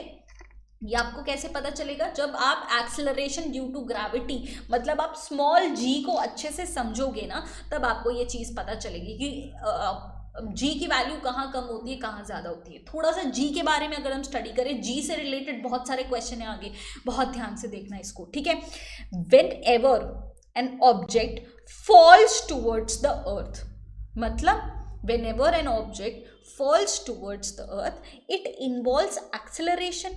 जब भी आप एप्पल गिरा था न्यूटन के सर के ऊपर, तो वो एक एक्सेलरेशन से गिरा था। वो एक्सेलरेशन क्यों था? वो एक्सेलरेशन अर्थ की ग्रेविटेशनल फोर्स के वजह से था, अर्थ की ग्रेविटी के वजह से था, इसलिए हम उसको एक्सेलरेशन ड्यू टू ग्रेविटी के नाम से जानते हैं, जिसको हम स्मॉल जी से डिनोट करते हैं और उसकी वैल्यू हमने रखी है 9.8 मीटर पर सेकेंड स्क्वायर। ये क्यों रखी है? ये सेम आपका एक्सेलरेशन का भी यूनिट है, मीटर पर सेकेंड स्क्वायर। ये जी है, वो भी एक एक्सेलरेशन है, एक्सेलरेशन ड्यू टू ग्रेविटी है। इतनी कॉमन सेंस लग जाएगी, ठीक है। अब ये बढ़ती घटती कैसे है, ये हमें अच्छे से देखना है। As the radius of the earth increases towards the equator, मतलब हमारा जो अर्थ है वो पूरा स्फीयर नहीं है, कुछ ऐसा है, ये हमारा इक्वेटर है, ठीक है। इक्वेटर से ये चपटा है, okay. Radius of earth increases towards the equator from the poles, मतलब पोल से अगर हम इक्वेटर की तरफ जाएंगे तो धीरे धीरे आपका रेडियस बढ़ता जाएगा, ठीक है। From the poles the value of g becomes greater at the pole than the equator, मतलब यहाँ पे रेडियस आपका कम है, radius is indirectly proportional to your gravity, acceleration due to gravity. ये हम कंसेप्ट ग्रेविटेशन में भी देखेंगे, तब आपको ज़्यादा अच्छे से समझ में आएगा। अभी ये बात ध्यान में रखो, acceleration of due to gravity ज़्यादा होगा अगर रेडियस कम होगा, अगर रेडियस बढ़ता जाएगा तो एक्सेलरेशन ड्यू टू ग्रेविटी आपका कम होता जाएगा। इतनी बात ठीक है? ठीक है, मतलब इक्वेटर पे आपका जो स्मॉल जी होता है वो कम होगा, पोल्स पे आपका ज़्यादा होगा। क्यों? क्योंकि रेडियस कम है वहाँ पे, ठीक है। और दूसरा कंसेप्ट क्या लगता है, g decreases with altitude and depth, मतलब जो आपका सरफेस है, सरफेस पे जी मैक्सिमम होगा, मैक्सिमम एट सरफेस। जैसे जैसे आप सरफेस के ऊपर जाते जाओगे या नीचे जाते जाओगे, आपका जी कंटिन्यूसली कम होता जाएगा, ठीक है। ये बात समझ में आ गई? पोल्स और इक्वेटर पे कम ज़्यादा कैसे होता है, सरफेस पे कम ज़्यादा कैसे होता है, ये समझ में आ गया? चलो, ब्रिलियंट। अब इसी पे आपका लिफ्ट का फंडा भी लगता है। लिफ्ट का फंडा, आपसे क्वेश्चन क्या पूछा जाता है, आपसे क्वेश्चन पूछा जाता है कि अगर आप लिफ्ट में ऊपर जा रहे हो, अब इस कंसेप्ट को समझने से पहले आपको वो ट्रेन वाला कंसेप्ट याद होगा जो मैथ्स में होता था। क्या होता था मैथ्स में? ट्रेन वाले क्वेश्चंस जो आते थे, याद है आपको? क्या होता था कि अगर एक ट्रेन है, ट्रेन नंबर 1, और एक दूसरी ट्रेन है, ट्रेन नंबर 2, अगर वो सेम डायरेक्शन में चल रही है तो उसकी स्पीड क्या होती थी? स्पीड माइनस हो जाती थी। और अगर ये ऑपोजिट डायरेक्शन में चल रही है तो स्पीड क्या होती थी? प्लस हो जाती थी। सेम फंडा यहीं पे लगने वाला है। क्या फंडा लगेगा? अगर देखो लिफ्ट यूनिफॉर्म स्पीड से चल रही है तो कोई चेंज नहीं, अगर एक्सेलरेशन से चल रही है ना, एक्सेलरेशन से वो ऊपर जा रही है, मतलब अब देखो आपका जी, यहाँ पे जी और ए के बीच में कंपटीशन होगा, एक्सेलरेशन लिफ्ट का और एक्सेलरेशन ड्यू टू ग्रेविटी हम जो अर्थ पे नॉर्मली लगता है, अब ऊपर जा रही है। ग्रेविटेशन जो स्मॉल जी होता है, एक्सेलरेशन ड्यू टू ग्रेविटी हमेशा डाउनवर्ड्स लगता है, ये तो आपको पता है। ऊपर से चीज़ नीचे ही गिरती है ना, नीचे से ऐसे ऊपर नहीं जाती नॉर्मली, तो आपका जी हमेशा डाउनवर्ड एक्टिंग होता है। बट जब एक्सेलरेशन से वो ऊपर जा रहा है, लिफ्ट ऊपर जा रही है, मतलब ऑपोजिट स्पीड है, तो वो क्या हो जाएगा? जी प्लस ए हो जाएगा, जी प्लस ए। अब वेट का फॉर्मूला क्या होता है? एम इंटू जी। मास तो कांस्टेंट है, लेकिन यहाँ पे जी जो है वो ए प्लस जी हो गया। जी एक्सेलरेशन वाला और जी एक्सेलरेशन ड्यू टू ग्रेविटी वाला, और ए लिफ्ट का नॉर्मल एक्सेलरेशन। ऑपोजिट स्पीड है, एक्सेलरेशन से लिफ्ट ऊपर जा रही है और ग्रेविटी आपकी नीचे एक्ट कर रही है, तो ये ऐड हो जाता है। तो वेट पे क्या असर होगा? वेट ज़्यादा, मतलब अगर लिफ्ट से आप ऊपर जाओगे तो आपका अपरेंट वेट ज़्यादा लगेगा, ठीक है, अपरेंट वेट। और सेम वही कंसेप्ट आपका लगता है जब आप नीचे जाते हो, लिफ्ट नीचे जा रही है, तब एक्सेलरेशन और acceleration due to gravity same direction में वर्क करते हैं, तो क्या हो जाएगा? यहाँ पे माइनस हो जाएगा। उस माइनस होने की वजह से आपका जो अपरेंट वेट है वो कम शो होगा। समझ में आ रही है बात? ठीक है। और अगर रॉड आपका टूट जाता है, रॉड टूट जाता है मतलब आपका लिफ्ट नीचे गिरेगी, लिफ्ट नीचे गिरेगी मतलब वो एक्सेलरेशन ड्यू टू ग्रेविटी से ही लगेगी, नीचे गिर रही है सेम डायरेक्शन में है तो माइनस हो जाएगा, यहाँ पे एक्सेलरेशन ड्यू टू ग्रेविटी की वजह से ही वो गिर रही है तो g माइनस जी 0 हो जाएगा, और उसकी वजह से आपका m इंटू 0 क्या होता है, 0 ही हो जाएगा, उसकी वजह से आपका वेट भी 0 हो जाएगा, वेटलेसनेस वाली कंडीशन हो जाएगी। बात समझ में आई? इसमें भी 3 केस पूछा जाता है कि अगर आप लिफ्ट से ऊपर जा रहे हो तो आपका एपरेंट वेट क्या होगा, कम होगा, ज़्यादा होगा, ज़्यादा होके कम होगा, कम होके ज़्यादा होगा, ऐसे क्वेश्चंस आपसे पूछे जाते हैं। ठीक है, तो एक क्वेश्चन से ही हमने 3-4 क्वेश्चन यहाँ पे डिकोड कर दिए। आगे बढ़ते हैं। Assuming the earth to be of uniform density, earth की डेंसिटी सेम है, तब एक्सेलरेशन ड्यू टू ग्रेविटी पे क्या असर होगा, एक्सेलरेशन ड्यू टू ग्रेविटी ज़्यादा होगी, कम होगी विद इंक्रीजिंग डेप्थ। ये डेंसिटी वाला कॉन्सेप्ट आपको आगे ध्यान में आएगा, ये क्वेश्चन अभी स्टार मार्क करके रखना, ये आपका डेंसिटी वाला कंसेप्ट जब मैं आगे समझाऊंगी तब ये क्वेश्चन पे हम गेट बैक करेंगे। ठीक है, उससे पहले आप कंफ्यूज हो जाओगे, अभी ध्यान में रखना ये चीज़। ओके, नेक्स्ट क्वेश्चन देखते हैं। A brick is thrown vertically from an aircraft flying 2 kilometers above the earth। ठीक है, अर्थ से ऊपर एक प्लेन उड़ रहा है, ठीक है, उस प्लेन से आप ब्रिक फेंक रहे हो, ब्रिक फेंक रहे हो मतलब ये एक फ्री फॉल वाली कंडीशन है। ऐसे क्वेश्चन बहुत बार पूछे जाएंगे आपसे कि ऊपर से कोई चीज़ ऐसे ही गिर रही है तो वो क्या, एक तो वो कौन से एक तो आपसे क्वेश्चन पूछा जाएगा कि वो कांस्टेंट स्पीड से गिरेगी या वेलोसिटी से या एक्सेलरेशन से या क्या। दूसरा कंसेप्ट आपका आएगा कि कंपैरिजन वाला, कि एक भारी चीज़ फेंक दी, एक लाइट चीज़ भेज दी, वो एक साथ गिरेगी या पहले कौन सी गिरेगी, हैवी वेट वाली, कम वेट वाली, ये 2 कंडीशन पूछी जाती है और दोनों कंडीशन में एक सेम चीज़ लागू पड़ती है। सेम चीज़ क्या लागू पड़ेगी कि ये मास इंडिपेंडेंट होता है, मास इंडिपेंडेंट। इसका मतलब क्या है, चाहे आप भारी चीज़ ऊपर से फेंको चाहे लाइट चीज़ फेंको, वो एक ही टाइम पे गिरेगी। ठीक है, दे आर मास इंडिपेंडेंट जब फ्री फॉल वाली कंडीशन होती है। क्यों?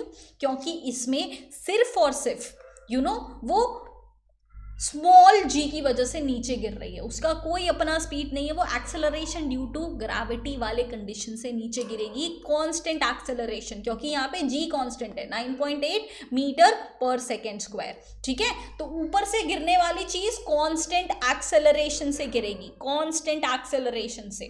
ठीक है, और वो मास इंडिपेंडेंट होती है, इतनी बात आपको ध्यान में रहनी चाहिए। ठीक है, ऐसे क्वेश्चन अलग अलग लैंग्वेज में पूछे जाएंगे, आपको सॉल्व होने चाहिए ये क्वेश्चन। ठीक है, आगे बढ़ते हैं। If radius of earth is doubled and mass is halved, तब new acceleration due to gravity क्या होगा। अब देखो ये कैसे सॉल्व होगा, इसमें भी 2 कंसेप्ट है। एक्सेलरेशन ड्यू टू ग्रेविटी हमने कहाँ पढ़ा था, एक तो वेट वाले कॉन्सेप्ट में पढ़ा था, W is equals to mg। ठीक है, ये weight is equals to force भी होता है, ये भी हमें पता है। एक वेट को आप फोर्स भी बोल सकते हो, मेरा 50 kg वेट है, इसका मतलब क्या है, मैं 50 kg का 50 न्यूटन का फोर्स एग्जर्ट कर रही हूँ इस दुनिया पे, फोर्स। ठीक है, अब ये जो फोर्स होता है, अगर हम ग्रेविटेशन की बात करें तो एक कांस्टेंट जी होता है and it is directly proportional to the mass. ठीक है, जो भी मास होता है उसके डायरेक्टली प्रोपोर्शनल होता है और इनडायरेक्टली प्रोपोर्शनल होता है उन दोनों के डिस्टेंस के स्क्वायर के। नहीं समझ में आया, थोड़ा सा और अच्छे से पढ़ते हैं। ग्रेविटेशन क्या होता है, एक तो 2 कंसेप्ट होते हैं, ग्रेविटेशन और ग्रेविटी। दोनों में फ़र्क क्या होता है, दोनों में फ़र्क ये होता है कि ग्रेविटेशन कब अप्लाई होता है, ग्रेविटेशन 2 बॉडीज़ के बीच में अप्लाई होता है, 2 बॉडीज़ के बीच में जो फोर्स होता है उसको हम ग्रेविटेशन कहते हैं, और जो हमारी अर्थ की ग्रेविटी होती है जिससे सब कुछ नीचे गिरता है, दैट इज़ हमारी ग्रेविटी। दोनों में ये फ़र्क होता है। ठीक है, अब देखो force is equals to, gravitation भी एक टाइप का फोर्स है, एक जी कांस्टेंट जिसकी वैल्यू क्या होती है 6.67 इंटू 10⁻⁻11। खो मत जाना, धीरे धीरे तक आप पहुंच जाओगे यहाँ तक जहां तक मैं बोल रही हूँ। ठीक है, ओके, और वो डायरेक्टली प्रोपोर्शनल होता है इन दोनों के मास के, और इनडायरेक्टली प्रोपोर्शनल होता है इनके रेडियस का स्क्वायर। ठीक है, रेडियस का स्क्वायर। तो अगर हमसे ये पूछा जाए, अब जी कहाँ से आएगा, यहाँ से आएगा, ठीक है। मास तो यहाँ पे हमारा कांस्टेंट हो जाएगा। तो इससे क्या फर्क पड़ेगा, इससे क्या फर्क पड़ने वाला है ये थोड़ा सा आप समझो। जी जो होगा, अब मास यहाँ पे एक मास तो कैंसिल हो जाएगा, बचा क्या, जी इंटू मास, एक मास और आर स्क्वायर बचा, ठीक है। अब हमसे बोला है अर्थ का रेडियस डबल हो चुका है, मतलब 2r का स्क्वायर करना है, और मास हाफ हो चुका है। Mass half is equals to m/2 करेंगे तो acceleration of due to gravity पे क्या असर पड़ेगा, एक्सेलरेशन ड्यू टू ग्रेविटी पे ये असर पड़ेगा, जी तो कांस्टेंट है, कांस्टेंट को छोड़ दो। अब m अपॉन ये तो 4r स्क्वायर हो जाएगा, स्क्वायर से बाहर निकलेगा, 4 इंटू 2 क्या हो जाएगा, 4 इंटू 2 8, ठीक है। तो 1/8 आपकी ग्रेविटी हो जाएगी, मतलब g/8 आपका हो जाएगा ओरिजिनल टर्म्स में। समझ में आ रहा है, मास आपका क्या हुआ है, हाफ हो चुका है, रेडियस आपका डबल हो चुका है। ये चीज आपको करनी थी। यहाँ पे आप डायरेक्टली सोच के भी, कुछ ना लिखा होता तो भी सोच सकते थे कि अगर रेडियस डबल हुआ है मतलब 4 टाइम्स आपको डिक्रीज करना पड़ेगा, और हाफ मास भी हाफ हुआ है तो उसका रेप्लिकेशन यहाँ पे हो जाएगा, तो वो g/8 हो जाएगा, ओरिजिनल ग्रेविटी से g/8 हो जाएगा। पहले ग्रेविटी g थी, अब g/8 हो जाएगी। समझ में आ गई बात इतनी सी, चलो बढ़िया, आगे बढ़ते हैं। अच्छा ये कंसेप्ट भी जान लो, अगर आपका जो ऐसा लवर है, दोनों के बीच में भी एक फोर्स ऑफ अट्रैक्शन होगा, आप ये बोलोगे तो वो वर्क क्यों नहीं करता, वो वर्क इसलिए नहीं करता क्योंकि देखो 6, ये जो जी कांस्टेंट होता है ना, वो 6.67 इंटू 10⁻⁻11 होता है, ठीक है। मान लो आपकी बंदी का वेट 50 kg है और आपका वेट 80 kg है, दोनों का प्रोडक्ट भी कर लो और दोनों 1 मीटर दूर खड़े हो, ठीक है, फिर भी ये जो आपका फोर्स है वो इतना छोटा है कि आपको कोई इफेक्ट दिखेगा नहीं, इसलिए आप दोनों के बीच में फोर्स ऑफ अट्रैक्शन वर्क नहीं करता। समझ में आ गई बात, चलो ठीक है आगे बढ़ते हैं। What happens to the gravitational force between two objects if mass of one object is doubled and distance between them is also doubled? अब करना क्या है, अब देखो ओरिजिनल क्या था, force of attraction g constant, m1 m2 upon r square, ये हमारा ओरिजिनल फॉर्मूला सामने लिख देंगे ताकि कोई गड़बड़ ना हो। अब क्या हो रहा है, mass of one of the object is doubled, अब ये ओरिजिनल वाला है, अब हुआ क्या है g 2m1, मतलब इसका डबल हो चुका है, इसका तो सेम ही है, m2 का वेट सेम है, और डिस्टेंस आपके बीच में डबल हो चुका है, मतलब 2r का स्क्वायर करना है। तो अब आपके बीच में ग्रेविटेशनल फोर्स ओरिजिनल से कितना लगेगा, ओरिजिनल से कितना लगेगा। अब फर्क क्या पड़ा, ओरिजिनल से कितना लग रहा है, मतलब आप इसको ओरिजिनल से डिवाइड कर दो, मतलब क्या है, चलो यहाँ पे आपका फोर्स नॉर्मल फोर्स लग रहा है। अब ये फोर्स आपका कहाँ से चेंज हो रहा है, मतलब इसको आप पॉज करके खुद सॉल्व करोगे तो आपको बेटर समझ में आएगा। जी को तो छोड़ दो, जी कट जाएगा, कांस्टेंट है। अब जो आपका ओरिजिनल, अभी जो आपका न्यू फोर्स लगेगा वो पेन क्यों धोखा दे रहा है भाई तू,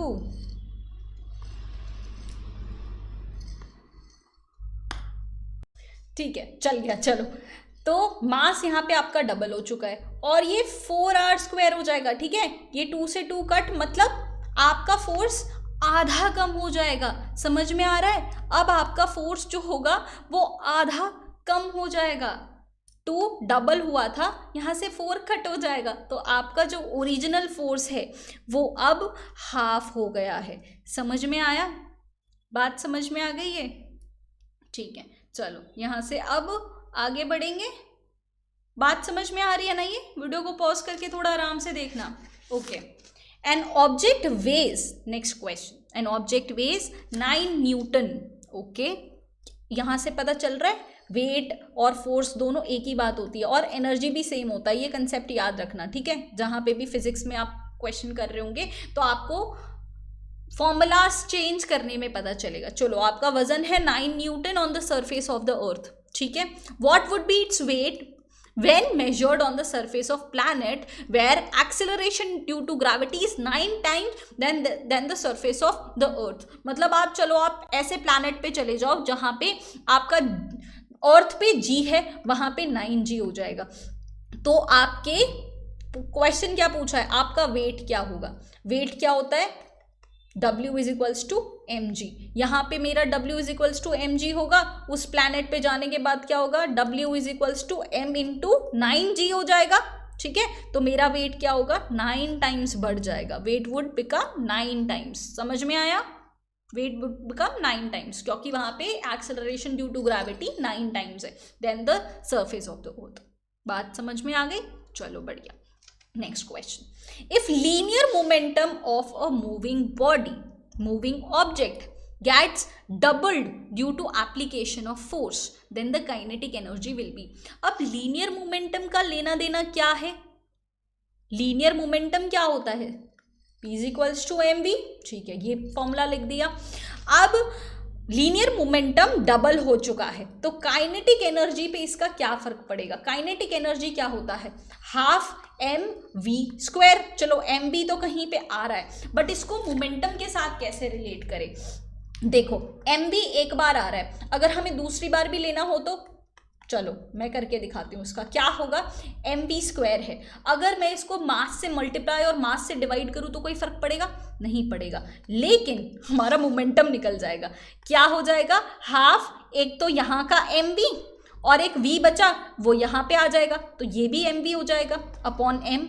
इतनी बात भी समझ में आ रही है, इसका क्या मतलब होता है, हाफ ये भी एक मोमेंटम हो गया, ये भी एक मोमेंटम हो गया, मतलब मोमेंटम का स्क्वायर अपॉन एम, ये क्या हो गई हमारी काइनेटिक एनर्जी हो गई, मतलब kinetic energy is directly proportional to the momentum का स्क्वायर अपॉन आपका मास। अब हमें क्या बोला है, लीनियर मोमेंटम हमारा डबल हो चुका है, लीनियर मोमेंटम डबल होने से क्या होगा, 4 टाइम्स हो जाएगी काइनेटिक एनर्जी, काइनेटिक एनर्जी क्या होगी, स्क्वायर है यहाँ पे, तो it will increase by 4 times. इतनी बात समझ में आ गई, लीनियर मोमेंटम किस तरीके से इक्विवेलेंट है काइनेटिक एनर्जी के, समझ में आ गया, ठीक है, इसको बहुत ध्यान से देखिएगा, यही कुछ चीज़ मैंने यहाँ पे भी करके रखी थी, ऊपर हो गया, चलो कोई बात नहीं। अब हमसे क्या पूछा है, कंसिडर द फॉलोइंग क्वांटिटीज, ठीक है, इसको हम सब अच्छे से जान चुके हैं, मोमेंटम क्या होता है, फोर्स क्या होता है, एनर्जी क्या होती है, हमें सब पता है। अब इसमें से वेक्टर क्वांटिटी कौन सी है, अब देखो वेक्टर क्वांटिटी और स्केलर क्वांटिटी क्या होता है, थोड़ा सा ये ध्यान से देख लो। देखो स्केलर क्वांटिटी ये होता है जिसको डायरेक्शन से कोई मतलब नहीं होता, ठीक है, इसको डायरेक्शन से कोई मतलब नहीं होता, इसको बस मैग्नीट्यूड से मतलब होता है, जैसे लेंथ, राइट, लेंथ हो गया, लेंथ मैंने आपसे पूछा 2 सेंटीमीटर, इससे मैग्नीट्यूड का मतलब है कि वो 2 सेंटीमीटर लंबी लेंथ है, 10 सेंटीमीटर लंबी लेंथ है, डायरेक्शन से कोई मतलब नहीं है, ऐसी क्वांटिटीज को हम स्केलर क्वांटिटी बोलते हैं, ठीक है, मतलब ये तो पता चल गया, लेंथ इज व्हाट, हमारा स्केलर क्वांटिटी। तो वेक्टर क्वांटिटी पूछा है तो पहले 4 हर जगह से कैंसिल कर दो, वो ऑप्शन होगा ही नहीं, ठीक है, ये होता है एलिमिनेशन करना। अब आंसर हमारा इन दोनों में से ही कोई एक सही है, ठीक है। अब जान लेते हैं वेक्टर क्वांटिटी क्या होता है, वेक्टर क्वांटिटी जिसको मैग्नीट्यूड से तो मतलब है ही, इसके साथ साथ डायरेक्शन से भी मतलब है, जैसे जैसे डिस्प्लेसमेंट, डिस्प्लेसमेंट हमने वर्क वाले कॉन्सेप्ट में देखा था, अगर जिस डायरेक्शन में वर्क डिस्प्लेसमेंट हो उससे हमारा नेगेटिव वर्क पॉजिटिव वर्क हो रहा था, मतलब हमें डायरेक्शन से बहुत ज़्यादा मतलब था when it comes to displacement. तो ये क्या हो गया, हमारा वेक्टर क्वांटिटी हो गया, ठीक है, वेक्टर क्वांटिटी हो गया। ओके, अब हमें क्या पता लगाना है, देखो 2 और 3 तो कांस्टेंट है, तो हमें फोर्स और एक्सेलरेशन में दिमाग लगाने की ज़रूरत नहीं है, ऑटोमेटिकली हमें पता चल गया है कि ये वेक्टर क्वांटिटीज़ है। अब हमें रेस लगानी है, ये ऐसी तरीके से कब सोचते हैं, एलिमिनेशन जब हमें करना हो, जब हम बहुत ज़्यादा चीज़ों के बारे में कॉन्फिडेंट ना हो, कुछ चीज़ें हमें पता है, तब हम एलिमिनेशन लगा सकते हैं और फिर भी देखना है कि लग रहा है या नहीं। चलो 2 और 3 तो कॉन्सेप्ट है, ये इससे टाइम भी बच सकता है कि क्यों सोच रहे हो फालतू फोर्स और एक्सेलरेशन के बारे में, ये दोनों तो कांस्टेंट है। यहाँ पे ऑप्शन में हमें बस सोचना है 1 और 5 के बारे में, हमें सोचना है मोमेंटम के बारे में और एनर्जी के बारे में। एनर्जी क्या होता है, एनर्जी इस फॉर्म, चलो आपको एनर्जी नहीं समझ में आ रहा, अभी तक हमने नहीं पढ़ा, तो चलो हमें इतना पता है, energy is form of work only, और वर्क क्या होता है, फोर्स इनटू डिस्प्लेसमेंट, ठीक है। अब फोर्स क्या होता है, ये एक वेक्टर क्वांटिटी होती है, ध्यान से, ये कंसेप्ट ध्यान से सुनोगे। और डिस्प्लेसमेंट क्या होता है, ये भी एक वेक्टर क्वांटिटी होती है। तो एक और रूल आप समझ लो, जब हम दो वेक्टर क्वांटिटीज का प्रोडक्ट करते हैं, ठीक है, बहुत लोग यहाँ पे दिमाग लगाएंगे कि ये भी वेक्टर क्वांटिटी, ये भी वेक्टर क्वांटिटी, तो वर्क भी वेक्टर क्वांटिटी होगी। ऐसा नहीं होता। जब दो वेक्टर क्वांटिटीज का प्रोडक्ट करते हो ना, तो वो हमेशा एक स्केलर क्वांटिटी होती है। ये एक रूल है, ठीक है। तो उस हिसाब से वर्क भी एक स्केलर क्वांटिटी है, एनर्जी भी एक स्केलर क्वांटिटी है। बात समझ में आ गई? तो ये आंसर क्या होगा? 5 कैंसिल हो गया, C would be your correct option, ठीक है। Momentum, force and acceleration. समझ में आई इतनी बात? इस तरीके से क्वेश्चंस को सॉर्ट करते हैं, जो कंसेप्ट्स हमें आते हैं उसको फिल्टर आउट किया जाता है, राइट, ठीक है। When a body is taken from earth to moon, तब मास और वेट का क्या होगा? अब भाई हमने मशक्कत कर ली इतनी, मास क्या होता है, वेट क्या होता है, ग्रेविटी क्या होती है, अब जाके ये क्वेश्चन पूछ रहे हैं। हमें तो आता है। अगर हम अर्थ से मून में चले जाए, मून में एक्चुअली हमारी अगर यहाँ पे नॉर्मल जी है, तो मून में हमारी एक्सेलरेशन ड्यू टू ग्रेविटी कितनी है? 6 गुना, मतलब 6 गुना कम है। वहाँ पे मून में हमारी एक्सेलरेशन ड्यू टू ग्रेविटी कम है। तो क्या है, हमारा मास तो चेंज नहीं होगा। तो जहाँ मास चेंज की बात की है वो ऑप्शन पहले ही गलत कर लो, ठीक है। मास चेंज की बात की है, ऑप्शन गलत कर दो, ठीक है। तो वेट तो हमारा चेंज होगा, मास हमारा सेम रहेगा, ठीक है। Both weight and mass same, no, ये हमारा सही हो गया। वापस से कंफर्म कर लो चीज़ सही बोली है या नहीं, यहाँ पे कंफर्म कर लो।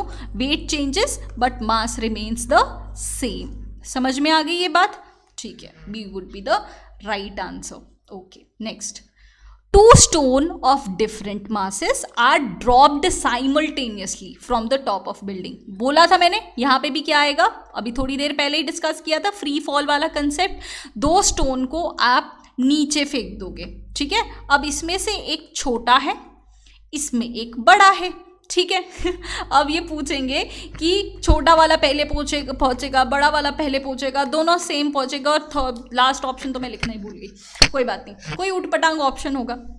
तो इस केस में मैंने आपको क्या बोला था, फ्री फॉल वाले केस में दिस इज मास इंडिपेंडेंट, ठीक है। ये क्या हो जाएगा, मास इंडिपेंडेंट हो जाएगा, इससे कोई फर्क नहीं पड़ता, छोटा पत्थर हो बड़ा पत्थर हो, वो एक्सेलरेशन ड्यू टू ग्रेविटी से ही, नॉर्मल जी से ही नीचे गिरेगा। तो क्या आंसर हो जाएगा हमारा, both stone reach at the same time, ठीक है। फ्री फॉल वाली कंडीशन में कुछ भी ऐसा पूछा जाएगा तो हमेशा मास इंडिपेंडेंट होगा, चाहे एक का डबल वेट हो, एक का आधा वेट हो, it does not matter, right, ठीक है। आगे बढ़ते हैं।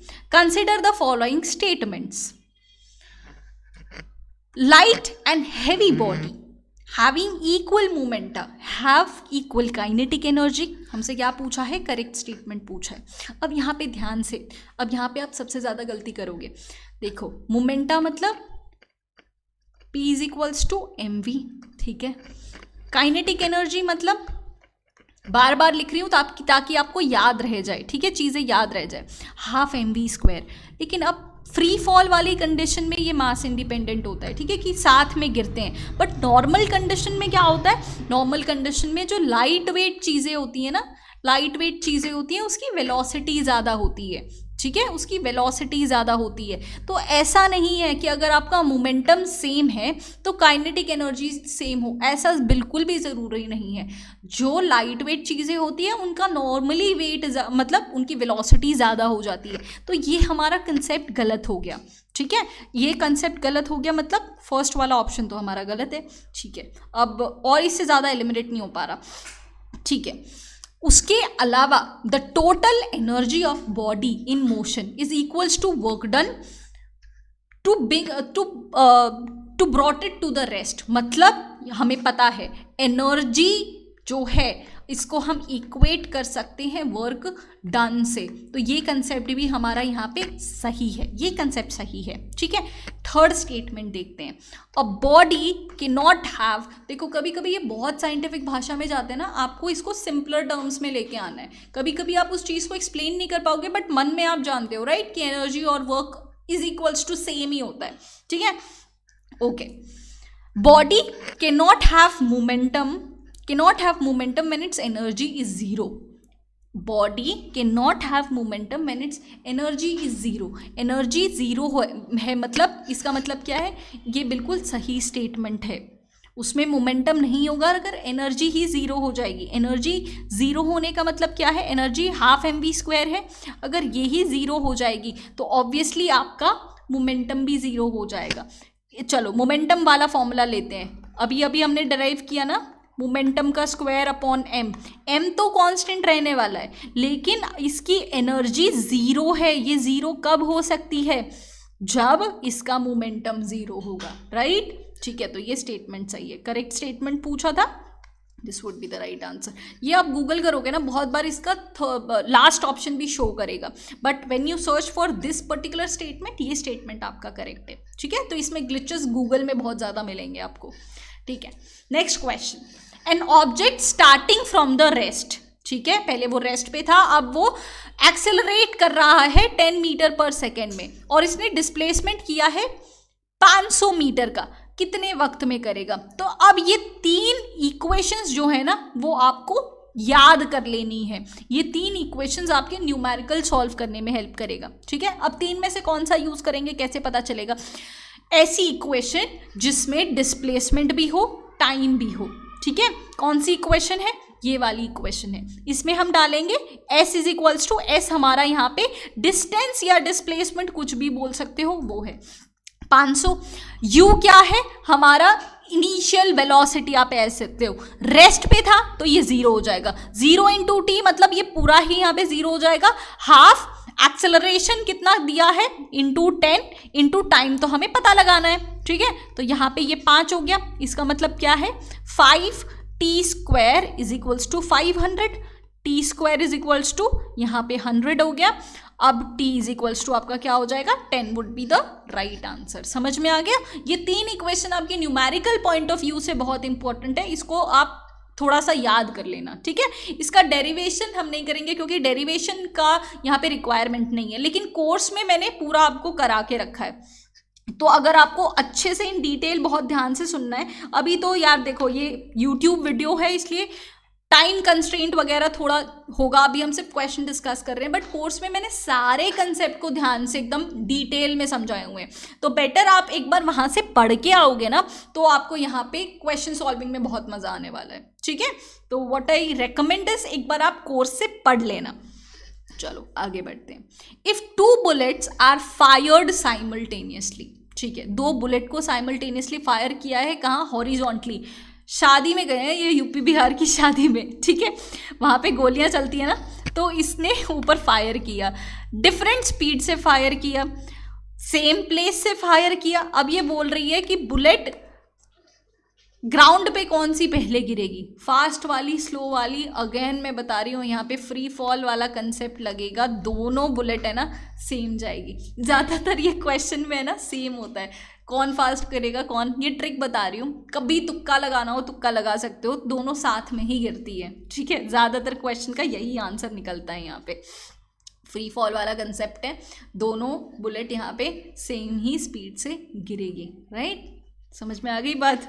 ओके, ये ट्रिक बता रही हूँ, ठीक है, आपको लास्ट टाइम पे अगर आपके दिमाग में बहुत चीज़ें घुस नहीं रही हैं तो आप ये ट्रिक लगा सकते हो। ज़्यादातर ऐसे क्वेश्चन का आंसर बोथ सेम ही होता है, ज़्यादातर बता रही हूँ मैं, कभी कभी रेयर चांस में अलग भी हो सकता है। चलो ठीक है, आगे बढ़ते हैं। The force of friction between 2 surfaces will increase. पहले फ्रिक्शन को थोड़ा अच्छे से पढ़ ले। चलो फ्रिक्शन को थोड़ा, फ्रिक्शन क्या होता है, फ्रिक्शन एक टाइप का फोर्स ही होता है। Occur when 2 surfaces are moving in contact with each other. अगर हम रोड पे चल रहे हैं तो हमारे और रोड के बीच में फ्रिक्शनल फोर्स लग रहा है। ठीक है, okay. Physical condition of the force पे, सरफेस पे डिपेंड होगा। अगर हमारी सरफेस रफ होगी तो फ्रिक्शन ज़्यादा लगेगा। फ्रिक्शन क्या होता है, ऑपोजिशनल फोर्स होता है, हमें आगे नहीं बढ़ने देता। अगर फ्रिक्शन ज़्यादा होने का मतलब क्या है, हमारी मूवमेंट कम हो जाएगी। अगर फ्रिक्शन कम लगता है इसका मतलब क्या होगा, हम फ्रीली मूव कर सकते हैं। तो ये बेसिकली डिपेंड करता है हमारे सरफेस पे। अगर वो रफ सरफेस है तो फ्रिक्शन ज़्यादा होगा, अगर स्मूथ सरफेस है तो हमारा फ्रिक्शन कम लगेगा। और वेट ऑफ ऑब्जेक्ट पे भी डिपेंड करता है। ठीक है, इसके कुछ एडवांटेजेस और डिसएडवांटेजेस भी होते हैं। जैसे फ्रिक्शन की वजह से ही हम चल पाते हैं, ठीक है। अगर फ्रिक्शन नहीं होगा तो हम गिर जाएंगे स्लिप होके। जैसे आइस पे, आइस की सरफेस कैसी होती है, बहुत स्मूथ होती है, उस पर फ्रिक्शन बहुत बहुत कम होता है, इसलिए हम आइस पे चल नहीं पाते। ऑयल वाली सरफेस हो जाती है तो हम वहाँ फिसल के गिर जाते हैं। क्यों? फ्रिक्शन फोर्स बहुत कम होता है। फ्रिक्शन की वजह से ही हम पेन पेपर पे लिख पाते हैं, ब्रेक्स वगैरह लगा पाते हैं। ये सारे एडवांटेजेस हो गए। डिसएडवांटेज क्या हो गया कि बियरिंग और टियरिंग, अगर बहुत रफ सरफेस है, जैसा हमारे इंडिया के रोड्स होते हैं, बहुत ज़्यादा रफ सरफेस होता है, मतलब फ्रिक्शन बहुत ज़्यादा होता है उसमें, तो हमारे जो गाड़ी के चक्के हैं, आपने पंचायत देखा होगा, वहाँ के चक्के एकदम ख़राब हो जाते हैं, तो फ्रिक्शन का डिसएडवांटेज है।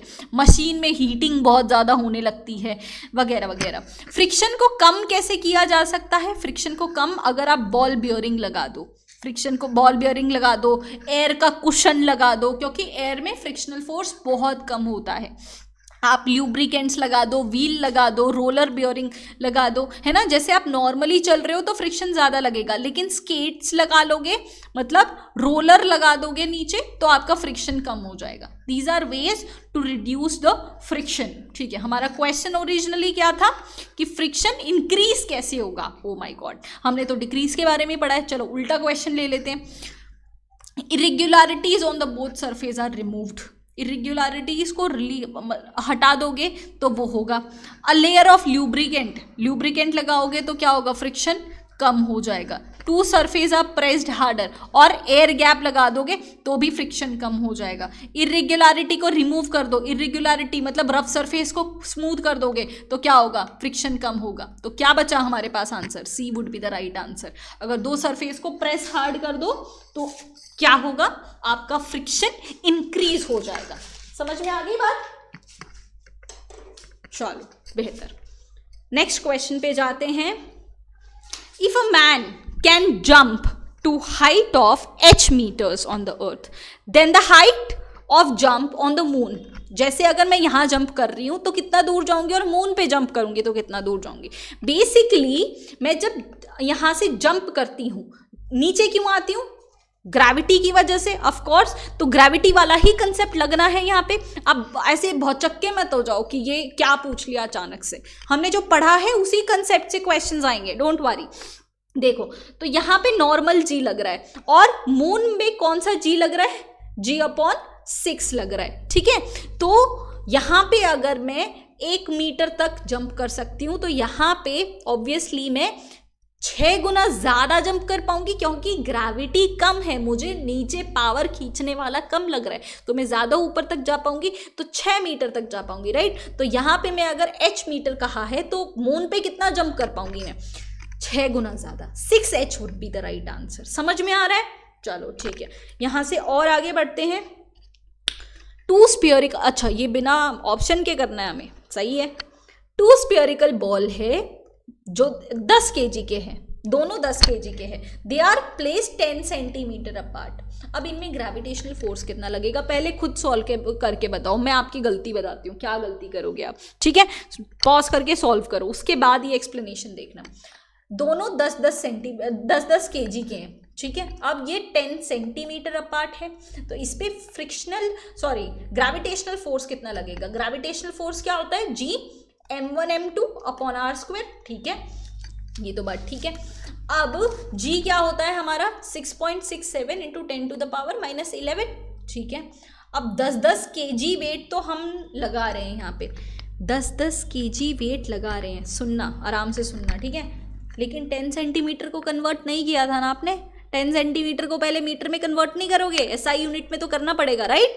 तो अगर 10 सेंटीमीटर को आप मीटर में कन्वर्ट करोगे, 1 मीटर = कितना सेंटीमीटर होता है? 100 सेंटीमीटर होता है, ठीक है। तो 10 सेंटीमीटर में कितना होगा?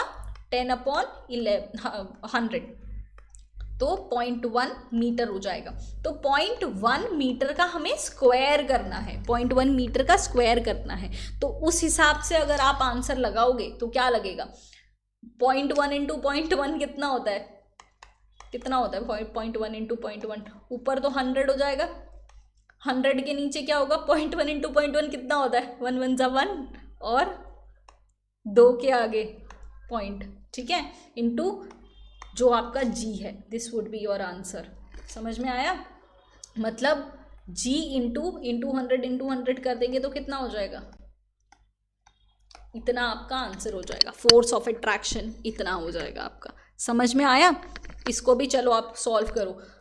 1 2 3 4 0 है ना, तो यहाँ से 4 कम करना है, 4 कम करना है, इसका मतलब 6.67 इंटू 10⁻, कितना हो जाएगा, -7, ठीक है, न्यूटन केजी पर मीटर स्क्वायर। ये आंसर आपका हो जाएगा। समझ में आया ये कैसे सॉल्व होगा?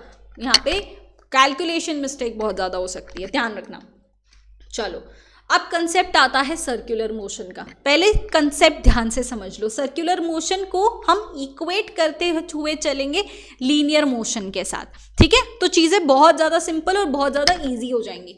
जैसे देखो, सर्कुलर मोशन में पहले दो कंसेप्ट आते हैं, सेंट्रीपेटल फोर्स और सेंट्रीफ्यूगल फोर्स। में ये क्या होता है?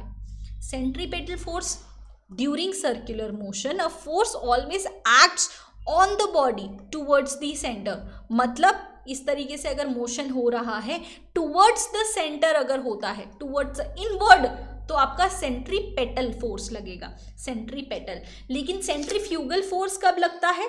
जब आपका सेंटर से opposite side towards circumference, if a circular motion we experience that a force is acting on the opposite direction to the centripetal force, तो उसको centrifugal force कहा जाता है। यही फोर्स है जो सारे के सारे सेपरेशन में हेल्प करता है, ठीक है?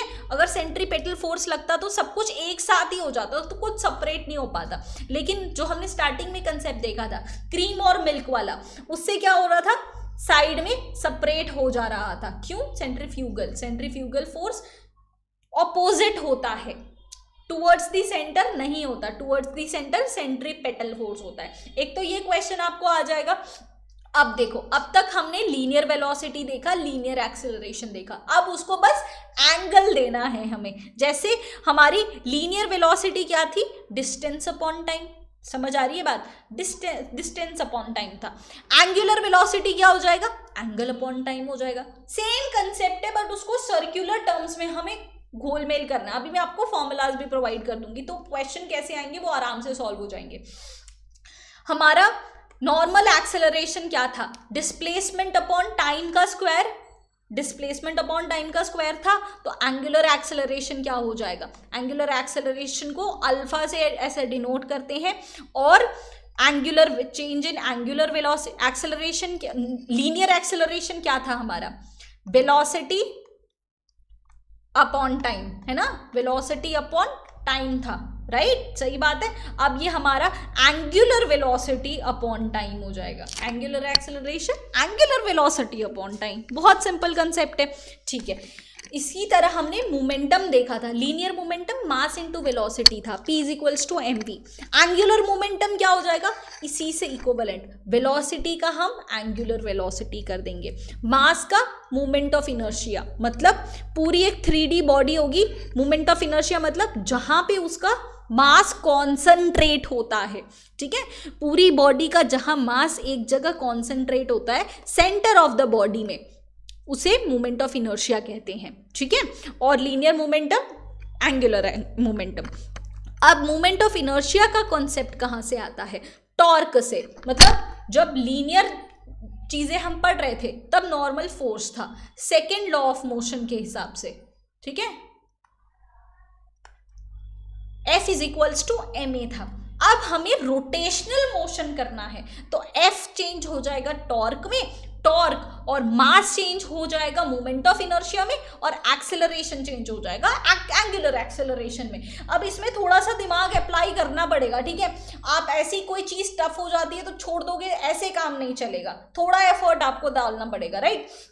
Torque = moment of inertia into angular acceleration. Same force वाला ही लग रहा है, राइट? लीनियर को हमें एंगुलर में टर्न कर देना है। सारी चीजें बहुत सिंपल है यहाँ पे, और ये मोमेंट ऑफ इनर्शिया हमारा यहाँ एप्लीकेबल होगा। ये चीज हमें बहुत जगह यूज होने वाली है, ठीक है? यहाँ पे मैंने आपको सारे फॉर्मूला दे रखे हैं। वेलोसिटी लीनियर मोशन में क्या होता है, रोटेशनल मोशन में क्या होता है, acceleration, normal acceleration, angular acceleration, force, torque, इस तरीके से मैंने आपको सारे फॉर्मूला, देखो पोटेंशियल एनर्जी का फॉर्मूला, काइनेटिक एनर्जी का फॉर्मूला, इंपल्स का फॉर्मूला, मोमेंटम, एंगुलर मोमेंटम का फॉर्मूला पूरा यहाँ पे मैंने आपको दे रखा है, इसमें कोई दिक्कत नहीं होने वाली।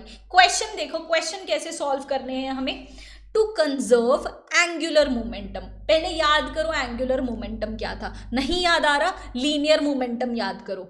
लीनियर मोमेंटम इसी तरीके से दिमाग को चलाने की कोशिश करो। लीनियर मोमेंटम क्या था, P is equals to mv। अब इसको एंगुलर रोटेशनल मोशन में चेंज करना है। m से क्या हो जाएगा, inertia, moment of inertia, mass, moment of inertia, जहां पे वो मास कॉन्सेंट्रेटेड होगा, इनर्शिया को हम I से डिनोट करते हैं। और V वेलोसिटी का एंगुलर वेलोसिटी हो जाएगा, एंगुलर वेलोसिटी को हम W से डिनोट, ओमेगा से ओमेगा कहते हैं, क्या कहते हैं इसको, W बोल देते हैं, चलो नॉर्मल लैंग्वेज में W से डिनोट करते हैं। अब जैसे मोमेंटम कंजर्व होता था, वहां पे हमने पढ़ा था मोमेंटम कंजर्व्ड होता है, उसी तरीके से एंगुलर मोमेंटम का भी कंजर्वेशन होता है, ठीक है। What must be true for the external torque, अगर हमारा एंगुलर मोमेंटम कंजर्व्ड है तो टॉर्क कितना होना चाहिए। अब टॉर्क क्या होता है, टॉर्क को इस तरीके से हमने लंगड़ा पाई की तरह देखा था, है ना, लंगड़ा पाई टॉर्क था। टॉर्क क्या होता है, फोर्स होता है, फोर्स क्या होता है, ma होता है। सेम हम यहाँ पे कंसेप्ट लगाएंगे, हमें याद नहीं है चीजें, ठीक है, अभी तक याद नहीं है तो हम इस तरीके से डिराइव करते हुए चलेंगे। एक्सेलरेशन का क्या हो जाएगा, एंगुलर एक्सेलरेशन। इस तरीके से हमें टॉर्क के बारे में पूछा है, ठीक है, टॉर्क के बारे में पूछा है। तो अब अगर हमें एंगुलर मोमेंटम को कंजर्व करना है, अब आई की जगह अगर हम इसको रिप्लेस कर दे तो क्या होगा, ये एंगुलर एक्सेलरेशन तो सेम हो जाएगा, टॉ अपॉन ये हो जाएगा। सही बात है, बिल्कुल सही बात है, ठीक है। तो अब हमें टॉर्क को है ना जीरो करना पड़ेगा। हमेशा देखो ये बात, अगर हमें कोई चीज कंजर्व करनी है ना तो एक्सटर्नल फोर्सेस को हमें जीरो करना पड़ता है, ठीक है। अगर इसका एंगुलर मोमेंटम कंजर्व करना है, ये चीज हमेशा याद रख लो, ये क्वेश्चन ऐसे ही पूछे जाएंगे। अगर आपको डेरिवेशन समझ में नहीं आती, ये कंसेप्ट याद रख लो।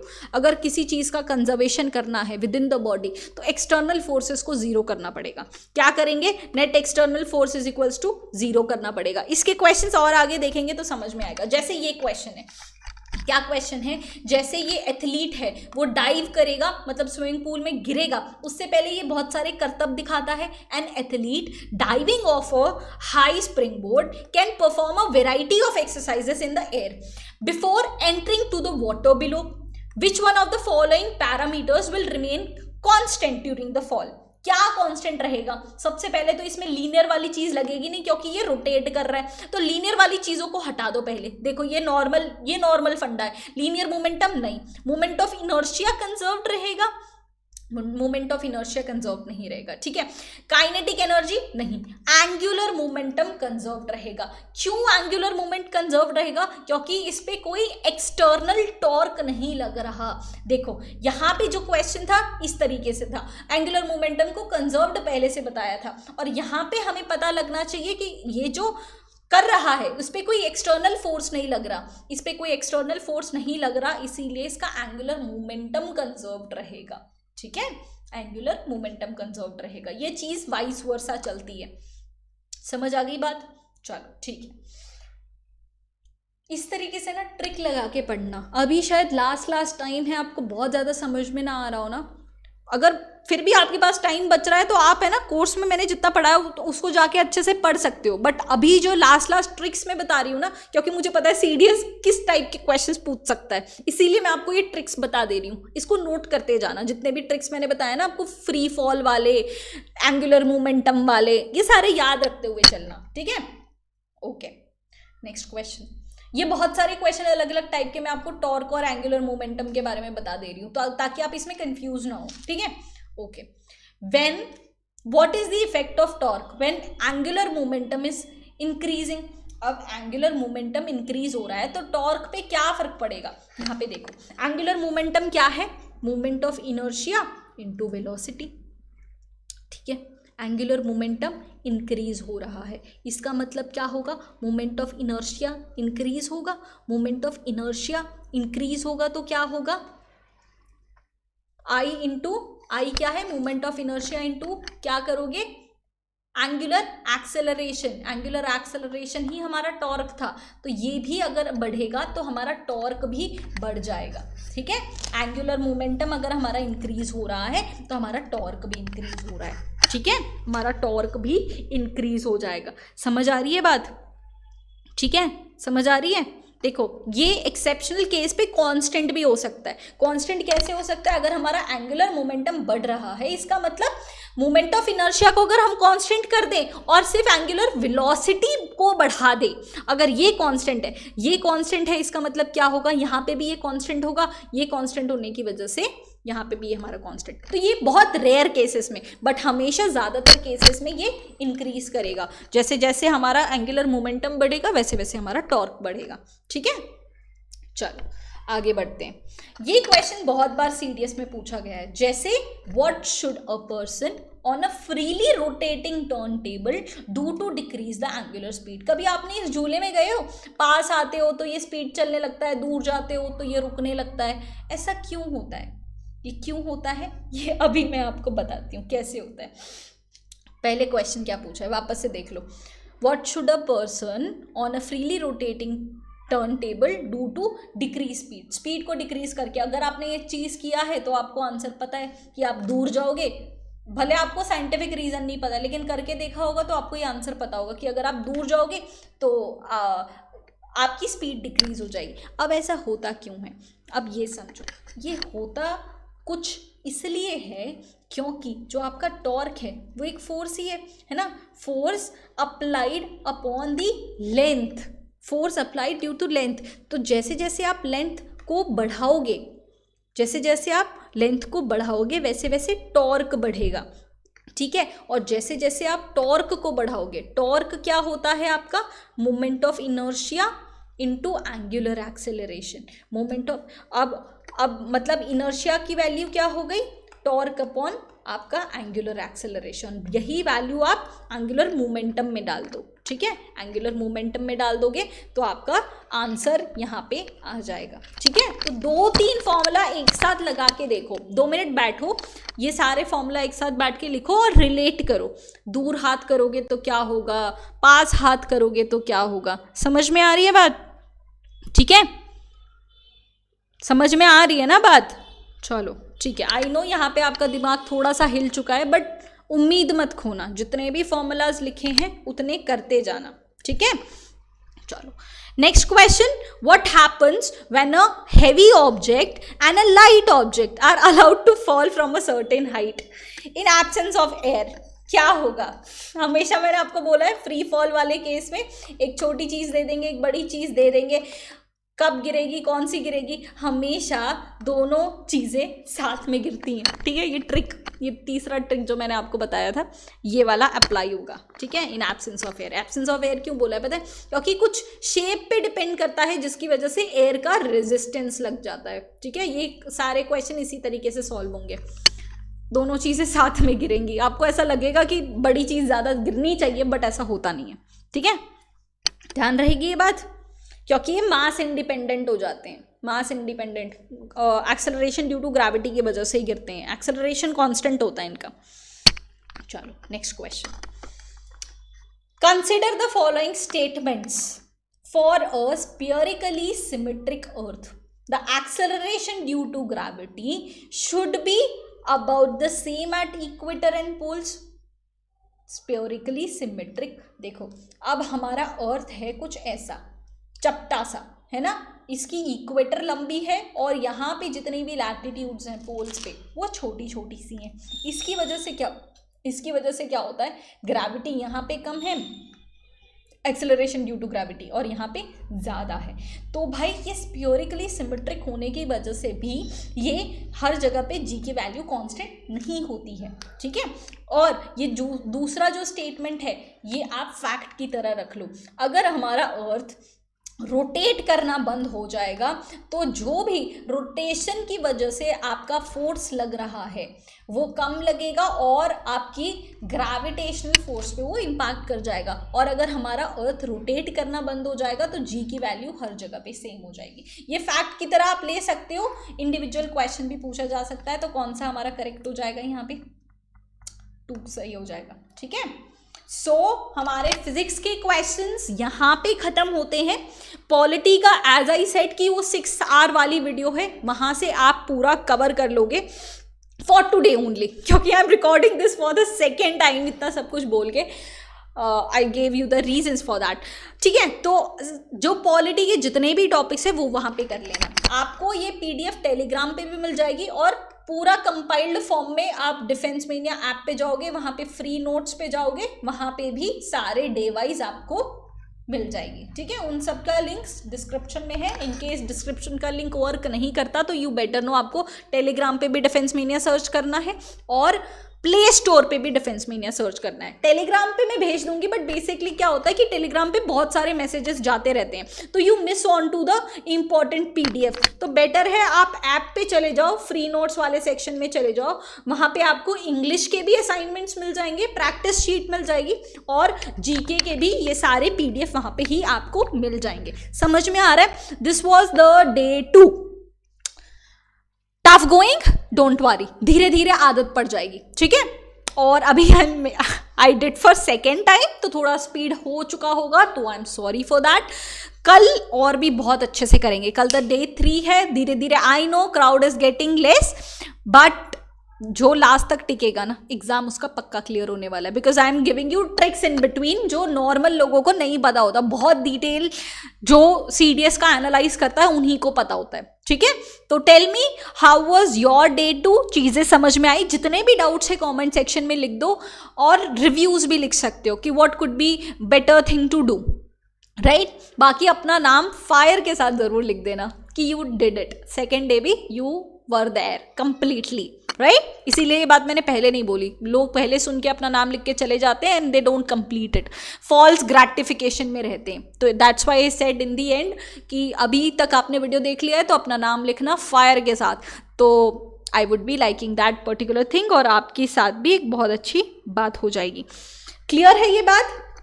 चलो फिर हम मिलते हैं कल। Bye bye, see you.